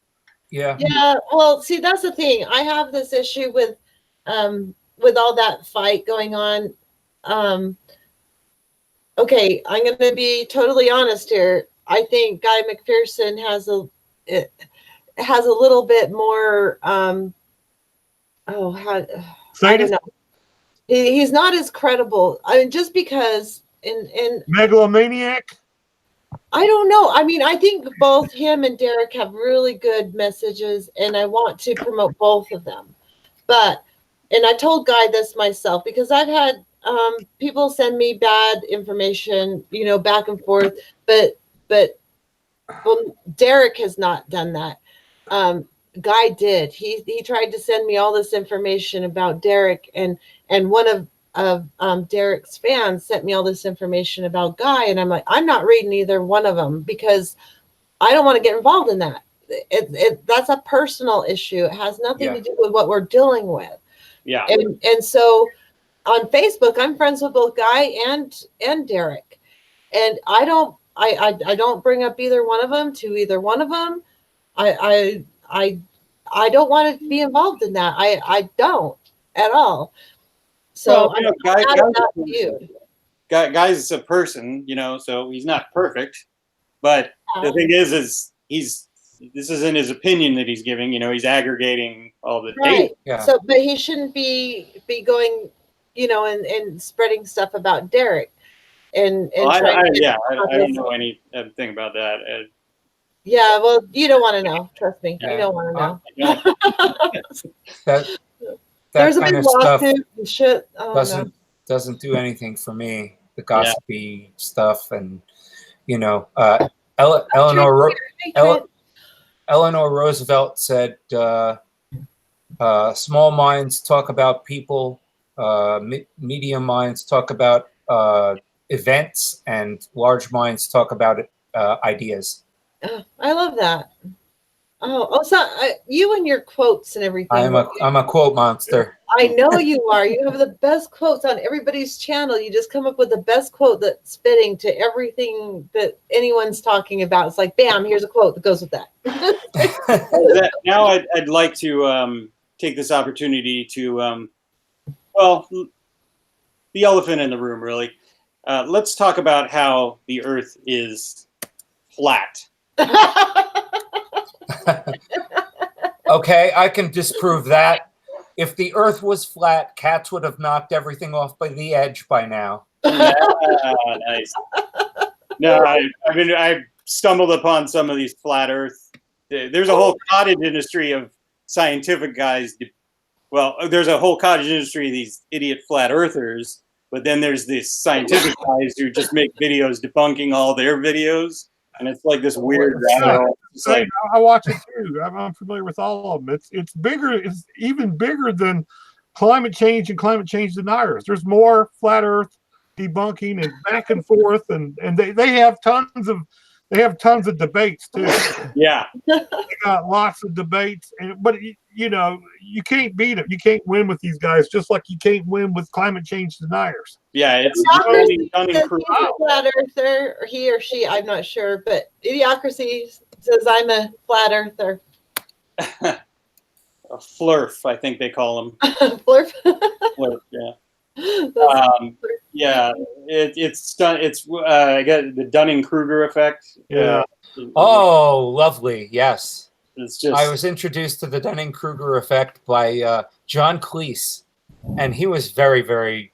He did a comedy tour, and he also ran a panel on "Is there life after death?" with the University of Virginia Psychological Society. So you And- saw him in person? I saw him. Yeah, he came to Charlottesville. Oh. He's in Charlottesville a lot. He said he really likes the work on life after death because he's old as dirt. But his comedy tour was called "There Is No Hope," In my and, opinion, and the John- whole thing was about the Dunning-Kruger effect and how Yeah. 10% of people are competent, 90% are incompetent, and it takes the same skills to be competent at something as to evaluate your competency. So these 10% competent people are giving themselves scores of like Yeah, you 80, need 75. Osama, you had dinner with Guy McPherson. What did he tell you? Like, seriously, I'm not even total on what I say on my lectures, that it's worse than that. What did he tell you? We really didn't. It was just kind of a social thing, Okay. I mean, You went out and partied with him. we Okay. talked a little bit about things. This was, I think, before he found out about the global dimming thing. Maybe I don't know. That didn't come up, I know, but So you so know. he's just a regular guy. You guys went out. You went to the barbecue joint. we just wound up being in New York at the same time, and I said, "How long are you in New York?" And he invited me out with his friends for this little night out. They were going, it was. So he's just a regular guy. He's just like any other swinging dick. New York. Swinging dick. No, I think he's a little more dignified than that. Dignified. Okay, He's got a great sense of humor, and I just get a really, I don't know, I get a good feeling from him. I always have. I mean, just from the first time I saw him, I was just like, wow, this guy's telling us the truth. Some people think that he's just a madman out there spreading lies because he's a megalomaniac. Well, that's He because they don't want to look like madmen, and he's they run him up the flagpole as this crazy guy, but they're really like only degrees away, and they're getting closer every day. But they have positions. They didn't give up everything to try to find a way to live on the planet. Guy gave up everything. I mean, I don't know. I mean, who he reminds me of is you remember the beginning of the first Superman movie with Brando as Jor-El? Yeah. And you have Jor-El trying to warn everybody. Yeah. This madness is yours. I think if there was a history, that he would go down in history as one of the greatest people, but there's going to be nobody around to note that this guy come out and told the truth when nobody else, I mean, even Hansen and Michael Mann, they all kind of, we got a slight problem here we need to deal with in a few years. Guy McPherson said, we're fucked. You're seriously fucked. You people don't realize this Michael Mann is too basic, okay? You don't have acne. You have 4th stage cancer. Get it? Mm-hmm. Okay, this isn't acne. Your skin's not fucked up. You're dying. So you better figure something out, motherfuckers. That's Guy McPherson, compared to Michael Mann and all these other climate scientists, militaist, weak-minded, not telling the full truth. Why do you think that is? Well, our again, George Carlin, he says, our society is based on bullshit. Yeah, all these people want politicians to tell the truth, but like, what are you really? You really want them? If you start pulling that thread, everything falls apart. So true. It's just more comforting to believe your own. Sit and smell your own farts. So who's got the guts? It's only a few people like McPherson who have the guts to come out and tell the whole truth. And maybe he's a little too far. I don't know, but he's closer to the reality than the Michael Manns and the rest of these people. Okay. Well, even if he's not, we should be taking the worst case scenario as like the place. I always say, it could. Let's. It should. Is that the people arguing climate is like Kevin Sandblum and Hambone, and amateurs Chris and Sandy and Nick Humphreys. The real scientists do not have regular YouTube channels. Okay, make daily or weekly climate change videos. They aren't. Paul Beckwith does. Well, Beckwith's associate professor, but he's one scientist out of thousands who make videos. The rest of them don't. Do you hear the thunder here? Do you hear that? Yeah. Oh, freaking nuts. So why are they leaving it up to the amateurs to do this? Science is not just for scientists. Yeah. And no, but they aren't doing their job. They should be. They are. They're spreading messages. People say that they're too busy to make YouTube videos, that they're too busy doing science. That's bullshit. So you're saying the scientists should make more videos? Yeah, there should be all kinds of climate scientists making YouTube channels daily or weekly, and getting on there like they lose their jobs. Shit. I'm not joking here, people. Your climate's going down. Wake the fuck up. They appear on shows here and there, a lecture, but there's no regular videos being done. It's left to the amateurs to do it. Well, because the major media won't do it, so they ain't doing it. But the climate scientists should go. I need to make a weekly video. The ones and talk about it like Kevin and everybody else. I think it's a great service. I really look forward to daily visit videos from Kevin and from it is from a great service. Hambone. Hambone is great. He brings so much information, and he's it's amazing the amount of content that he's put out. But where are the climate scientists? Why aren't they doing it? Why are they leaving it up? Because they're not entertaining and they don't have those skills. That's not their skill set. Right, but they don't want to lose their jobs. I think it comes down to that. Well, it's a hard pill for me to take. Well, I'm going to be doing some karaoke videos here in my Pat Cave. I can try and do those daily for you if that'll help. Sure. You know any ELP? Any what? ELP? I'm Emerson Lake Palmer. Right. I started thinking of the TPP Obama rap thing he did. TPP. Yeah, no, mostly 80s stuff and some few. No Gentle Giant. No, I just, my wife is a really excellent singer, and I mostly on the production side, I'll play drums. Cool.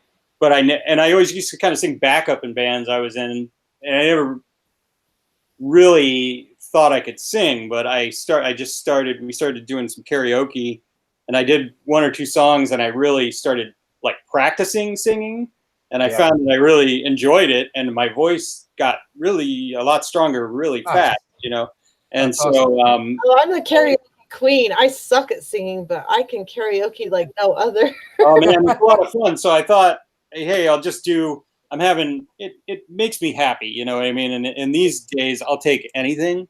So I'm gonna start doing karaoke videos of me here with my collection in the background. Oh, 2 yeah. things I love, and then like during the instrumental parts of the song, if there are any, I'll kind of focus on one part of my collection. Yeah, I thought it was kind of Okay, fun. mock Do it. I'd love to see it. That'd be fun. Pat the Batman fan. Come on.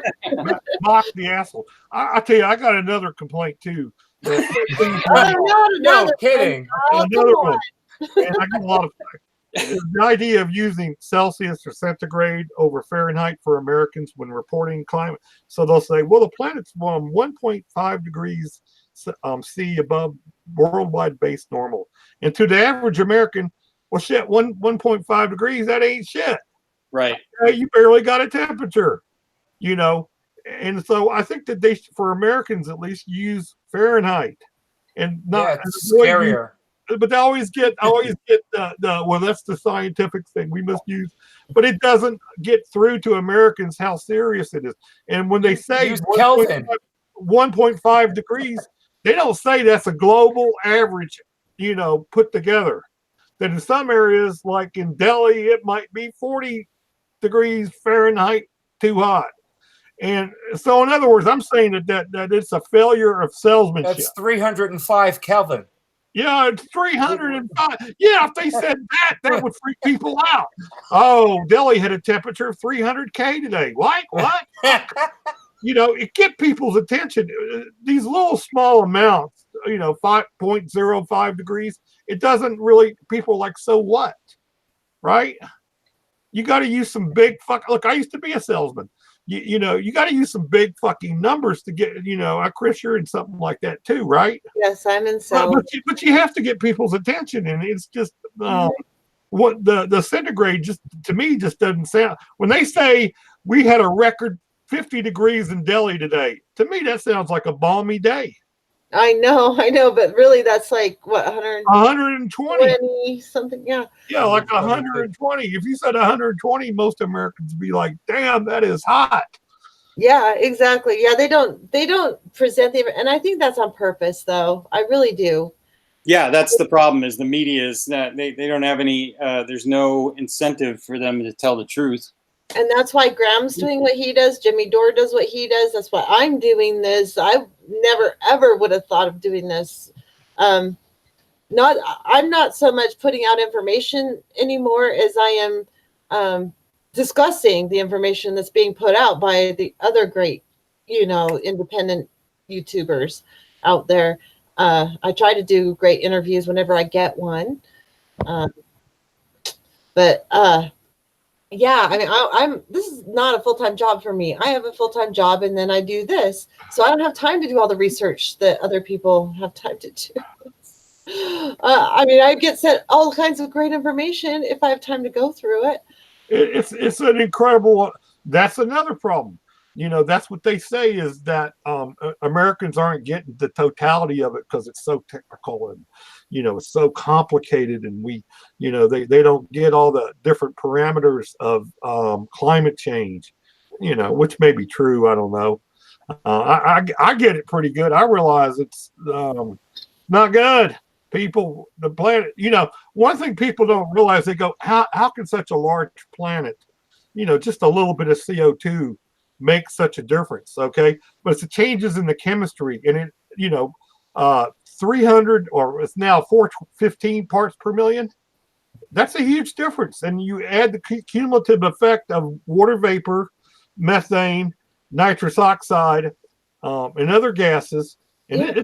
it's That's going only part of the problem. And what blows my mind is they say that 90% of the The heat heat is going and the into CO2 is the down in the ocean. ocean. Yeah. Yeah. And That is- if the oceans hadn't absorbed it, land temperature would be 97 degrees higher. And then the oceans can only absorb so much heat. So Yeah. eventually that's going to be released into the atmosphere. Right. And on top of that, there's all the biosphere that's being depleted. And on top of that, all the water is being poisoned. And it's like one thing right after another. Methane being released, all the see, that's the doomer in me. It's like there it is. So people go into denial. They just there's so much, they talk about plastic in the ocean. There's more plastic than fish. They're like, oh my God, let me just put it out of my mind. Plus, I got a headache. I got a headache. Yeah. George Carlin again. They're too busy. Everything can always be worse. All the time. You got a headache. People are generally too worried about paying their mortgage, putting food on the table, to pay attention to all this. They don't have time to deal with it. And even sometimes I think I don't have time to, but right now it's like, okay, I have money in my account, but I don't find time to sit there and do my freaking bills. So my bills are all late. I have money in my account, but I haven't freaking paid my bills because. Thanks for reminding me. Yeah, I gotta pay my bills. It's like I paid my mortgage. It's like, okay, mortgage is paid. Good. Okay. That's good. Hey, going back to Zeitgeist, imagine that. Nobody has a mortgage. Because I'm not going to beat this Zeitgeist into the ground. But I'll tell you this, Chris. If we weren't collapsing due to climate collapse, I believe definitely that's the system, the new economic system. Because you got to realize we come from feudalism, okay? Feudalism, where you had serfs and peasants. Then they changed to mercantilism. And eventually they moved up into capitalism. That was a system that was created. It hadn't always been there. Adam Smith, they described. And so I believe Peter Joseph is describing the next system, the resource-based economy. And in fact, there are a few towns in Mexico that have already done it. Okay. They have gotten rid of politicians totally by gunpoint. I saw that on Kevin's channel. Okay. So some few towns have done this sort of thing. But I believe that if we weren't collapsing, that this system is so good that this is definitely the system that we would move to. I'll have to learn more about that, but I'm really interested in what Oz was going to try and say, because I've got to head out, but I'd like to read you guys something. And most of you, I want you to take this as a positive note to the whole thing, if you can, or whatever. I think everybody remembers the movie critic Roger Ebert. His wife did a little piece for Esquire when he died, and I just want to read it to you. I'm not going to read you the whole thing, just a paragraph here. One thing people might be surprised about Roger said that he didn't know if he could believe in God. He had his doubts, but towards the end, something really interesting happened. That week before Roger passed away, I would see him and he would talk about having visited another place. I thought he was hallucinating. I thought they were giving him too much medication. But the day before he passed away, he wrote me a note. This is all an elaborate hoax. I asked him, what's a hoax? He was talking about this world, this place. He said it was all an illusion. I thought he was just confused, but he was not confused. He wasn't visiting heaven, not in the way we think of heaven. He described it as a vastness that you can even imagine. It was a place where past, present, and future were happening all at once. And I thought that was kind of cool coming from Roger Ebert, his last words, his vision, the moments before he died. So I'm going to leave everybody with that. Think about it. It was an Esquire, huh? Yeah, it was an Esquire article. And as doomer as I am, and I'm sure I'm as doomer as everybody here, that gives me a little hope, at least for my exit from this place. So thanks again for having me, and you guys have a great. Love you. Thanks, Have a good night. Have a great Bye. night, man. I will. Bye-bye. I can't believe we've been on for 2 hours. Oh my gosh. We're just having a grand old I time. know, it's But like there you a group of friends getting together by the bonfire. All we're missing is the fire. Well, I mean, this group. I don't know. My MacBook's pretty hot. Huh? My MacBook's pretty hot. It might Oh, be is on it? fire soon. I think I'm going to bump the fan up a little bit here. Okay. I mean, the core group of people. Don't mind my fan noise. Okay. Don't mind your fan noise. The Go core ahead, group of Pat. people the core group of people that I've sort of come into contact through Head in the Box and this show and Graham. They're all really good people, and it's therapeutic for me. So thank you for hosting this, Chris, and thank you for allowing me to come on and babble. And Chris makes it so easy. You make it so easy, Chris. yes, Oh, So good. easy to talk. It's great. Yeah, Yeah, you exposed yourself here, Osama. That was awesome. I know. Whatever, No, I love this though. I love getting to know the people that you see in chat all the Yeah. time. And to me, they're as important as the people who host the shows because they are driving the conversation, and you guys are all very, very important. And every single That means a lot coming from someone who's interviewed some of the best minds in the business in her first year of broadcasting. yeah, well done. Totally. Kudos. I'm trying. I can't wait for Derek You again tomorrow. I'm nervous. Cool. I'm I psyched. can't wait. It's Awesome. going to be fantastic. So I'm sure Yeah. it will be. This type of thing makes me feel a little less crazy. You know what I mean? A little more Good. able to deal with things because It's called group therapy, man. It Yeah. is. Yeah. I used to be in Absolutely. that Sure. too. this is like the first day in about a month that I felt physically good. In fact, I felt great. I was really shocked because I have a lot of things going on. But besides being group Yeah, therapy, dude, we all do. I'm also trying to think of solutions and trying to think of maybe this is happening. Okay, that instead of giving up total hope to say there's no hope, is not necessarily true. There could be something that happens. Okay, not wishful thinking either. Yeah, you never know, really, right? Right. No, you don't. Hey, I want to just address something really. I got a question. Are there minorities on the show? And I just want to say, hey, I would love to have anybody on this show who would like to be on this show, especially minorities. I live in Utah where there are not a lot of minorities. I think doomers are kind of a minority. Yes, they kind of are. Yeah. Not But in that diversity racial is sense. golden here. So I'm Hispanic. I'm Hispanic. I'm Latin. I'm Hispanic. I'm all from right, Cuba. Val is Hispanic. Yeah, I don't think anybody here They're is. not. I'm don't think anybody quarter here is Native Hispanic. American. I look like, but I'm Italian and Irish, so I fight with myself. I'm Irish, Scottish, English on the other side, and then Native American. Irish, Scottish, English, Native American. Yeah. But Yeah, I think it's pretty safe to say none of us here harbor any of those kind of prejudices. yes, I do have a black dog and a red dog. My wife is actually Native American. She's, by the way, she's Nice. a fantastic singer. I'm going to plug her here because I keep trying to get the Head in the Box guys to plug her.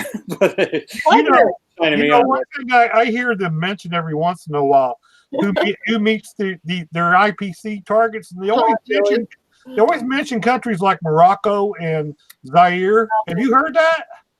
They mention every time they mention, well, these two countries have met their IPC targets. They're always some small country like Morocco. I've heard it multiple times. Haven't you guys heard it? No. No. Okay, well, I've heard it. I can't remember. I know Morocco was said to have. There's been a few countries that have met their IPC targets. Done. Okay. Yeah. Oh yeah, I know that. And the U.S. is one of the worst. Yeah, it's it's the bottom or top if you want to look at it. The Yeah. worst. You guys heard of John Pilger, the documentarian? Yeah. Yeah, I'd recommend a video he did on Diego Garcia, which is a small small island in the Indian Ocean, and it's a way station for the Navy. But how they came to acquire it is pretty disturbing, and it's a pretty good watch if you want to. And it hit me particularly hard because my dad was in the Navy, and during their cruises, they would stop at Diego Garcia, and it was kind of known as like a party, little kind of little Club Med type of thing. For in the middle of the trip. And yeah, so but it's an excellent documentary if you want to be even more depressed about things. But the military, it's a good demonstration of how we approach things. We just if there's a soldier or a sailor around, we build a strip club. Oh my gosh. I'm down the street from Fort Knox. They got 100 strip clubs here. And no gold. And no gold. And then Fort Knox is empty. Yes, you're right. There's nothing in there but cobwebs. We had the best people in the chat tonight. I just got to tell you. I'm back on dry land once again. Opportunity await me like a rat in a train. Oh my God! When are we going to have our little? We have to have a Western meetup of all of our people. Like we really do. Like because there's always one in the. I'd love to come out. There should be a West one. Okay. You're always welcome, Osama. You should. Thanks. We'll make it happen. I mean, we nothing else. We can set campers up. This is my guest room, by the way, but. Why don't you guys come out here during the Zeitgeist thing? Where's here? California. Yeah, California. But I think it's called Z-Day. They call it Z-Day. I'm closer. It's a big art here, and they can go in the middle. I'm not going to beat this to the ground, but I guarantee you, listen, Peter Joseph, you're be look. This guy figured it all out. You beat everything to the ground. No, I'm just kidding. Okay, sorry, but I'm just Peter Joseph. Most people don't want to, hear on and on about it. But Californication. Oh my gosh, that show is just kind of sick. Bye, Maggie. Love you, Jeremy. Love you. Peter Joseph, the modern Karl Marx. He reminds me of Karl Marx. Oh my God. Lenin, not John Lennon, but the other Lenin, the communist Lenin. And he gets very aggravated. I thought they were the same person. Who? John Lennon and Lennon. Communist? Maybe. Imagine all the people. Imagine there's no religion. Cultivation. I like that, Jilly. That's perfect. Jilly's helping me out with my grows, so she's awesome. Yeah, we could just meet at Burning Man. Oh, there's a Burning Man out here, like in the West Desert. There's a huge one. Like every year they have a Burning Man out, probably 15 miles away from me. Really? Yeah. Wow. I've never been. I have a friend who's been there, but it's pretty like invitation only kind of thing. I hear they've had a couple on the White House lawn. Yeah, they sure did. That motherfucker, boy. Shit. They said he was doing spice, synthetic marijuana. The president? No, the guy who lit himself up. The Burning Man on the White House lawn, like you said, man. That dude. Yeah. That's a good reason. Caulifloration. Oh my gosh, everyone's going on the Yeah. Batman fan number 5 and Joe on screen. Yeah, human is awesome. He helps so much. He was always putting up links and definitions and all kinds of stuff like out there. He is the best moderator ever. I swear. No offense, Osama. But you've seen Human, what he does. Ironically, he's AI. He's not really. Oh, well, that could maybe be true. Think about it. Awful amazing the stuff that just happens like so quickly. I don't know how a human can do that. So who knows? I don't know. But, wow. Yeah. He is quick on the draw. There you go. Oh my gosh. Anybody have any final Batman related questions for me? Yeah, any Batman? Can you see the chat, Pat? Actually, you know what? I should have been. I don't know. Okay, who was the best Batman? Yeah, that's what I wanted to know. I know my favorite Batman. But. I don't really do that. Although I would, if I had to pick one, I guess Adam West, because he was my first exposure to it, and that you know, your first Batman is always your favorite Batman, I guess. But Adam West was my first Batman, but he wasn't my favorite. I like to think there's good things about all of them. You know what I mean? There's hi, Anthony. I didn't say hi to Anthony. You know. Let's see. My favorite. I'm Jimmy not a big Batman old fan or man. anything, but they went from that kind of bluish gray costume in the TV show to more of this all black. That's what they call it, the Dark Knight, because he's dark. He's totally dark. He's not like, you know, the 60s. I mean, this is like, you know, dark, which is like Kristen Bell is Zach's favorite Batman. He was pretty good. Adam West is public domain's favorite. Yeah, it's fun to see everyone. Well, you know how he got blue in his costume in the first place was because they had only 4 colors when they originally were printing comic books. So in order to do the shading, to indicate shading on like his head or whatever, they would you know, blue, and eventually it sort of all became blue. Now they're getting into the best Joker, which yeah, I mean, it's my favorite there too. I don't want to cause too much controversy on. Heath Ledger was pretty amazing, but you know they all brought their own. Jack Nicholson. Oh my God! That's why I don't play favorites. I like things about all of them. You know what I mean? I don't. You know, it's whatever. You know, life's too short for me to. I don't know what this Mooney is. This yeah, somebody we need to get rid of. I think it's someone we need to get rid of. I think we got a troll. We need to block. Explain that. Or I'll just put user in timeout. I don't know what that means. I've never done this before. I've never had to. Robin, what about Robin? Yeah, Robin's interesting. They only really brought him in originally to sell more comic books to the little kids, you know, because it's sort of wish fulfillment, you know, like you get to pretend you were hanging around with Batman, you know, through Robin. I liked Robin. You know, I like versions of him again, you know, like they're gonna make a Batman with a woman like they did Captain Marvel and made her a woman. Oh no! They will make it, and it will still call it Batman, but it'll be like a female.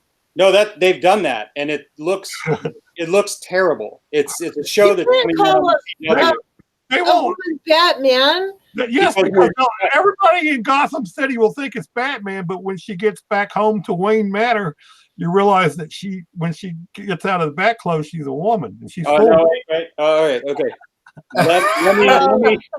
Let me address this real quick, because this is something. Normally, like I said, I can. I'm seriously geeking out right now. Sorry guys, this is not normally my channel. It's a disclaimer, but go ahead and geek out, guys. Oh, sorry. Yeah. Normally, I can find the good. I like to find the silver lining and everything, but this Batwoman show that's coming out looks really, really bad. It's a real character. In the comics, she's called Kathy Kane. I don't know too much about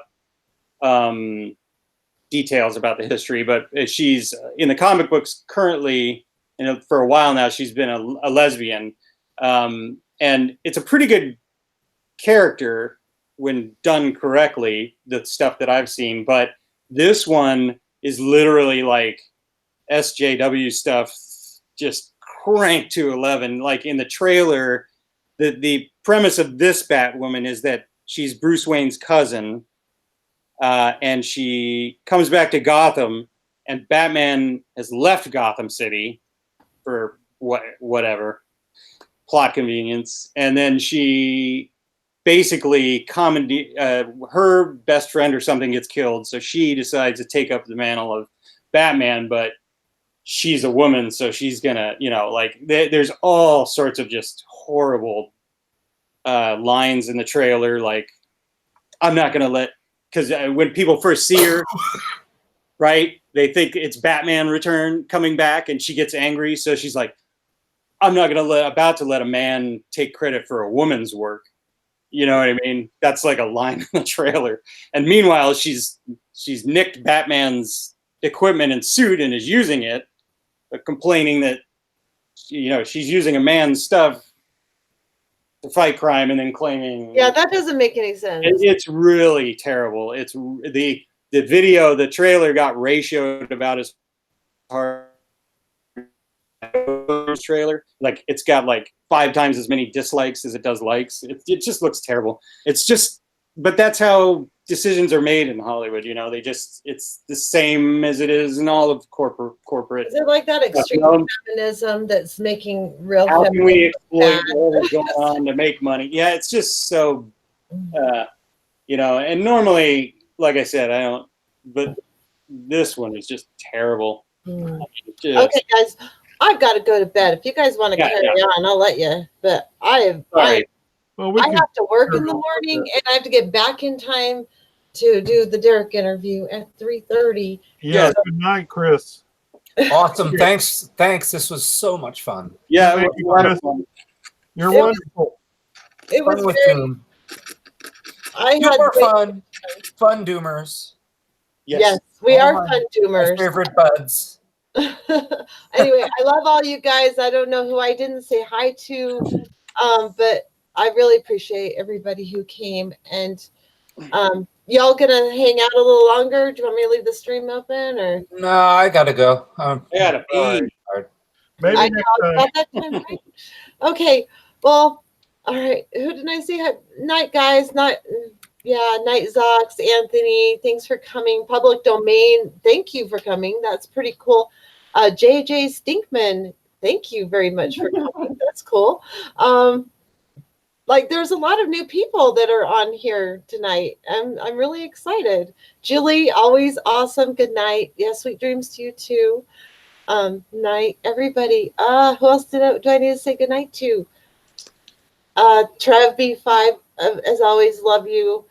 Bio, thank you. Public Domain, yeah, welcome. It's so cool to have you on my stream. Yeah, Mooney White, kind of go to hell if you're gonna sit here and troll my channel. Without being mean, that's a cool name. Without being mean, you're not being mean. You're pretty cool. Thank you for coming, and have a good night. Did I forget anybody? Am I missing? I know there's probably lots more people I'm missing. Hopefully I said hello to them earlier. Maggie May, I think she already left. Anita. Anyone I'm missing? Human, thank you so much. We love you all. Huh?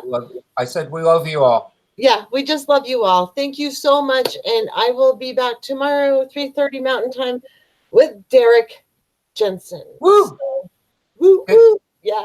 Good night, John Boy. Good night. Good night, Elizabeth. Good night. So long, suckers. Love you guys. All right. Thanks for coming, Pat. That was so Thank awesome you. showing up. I'm so pleased. Have a great good night. Take care, guys. All right. Bye-bye. Bye.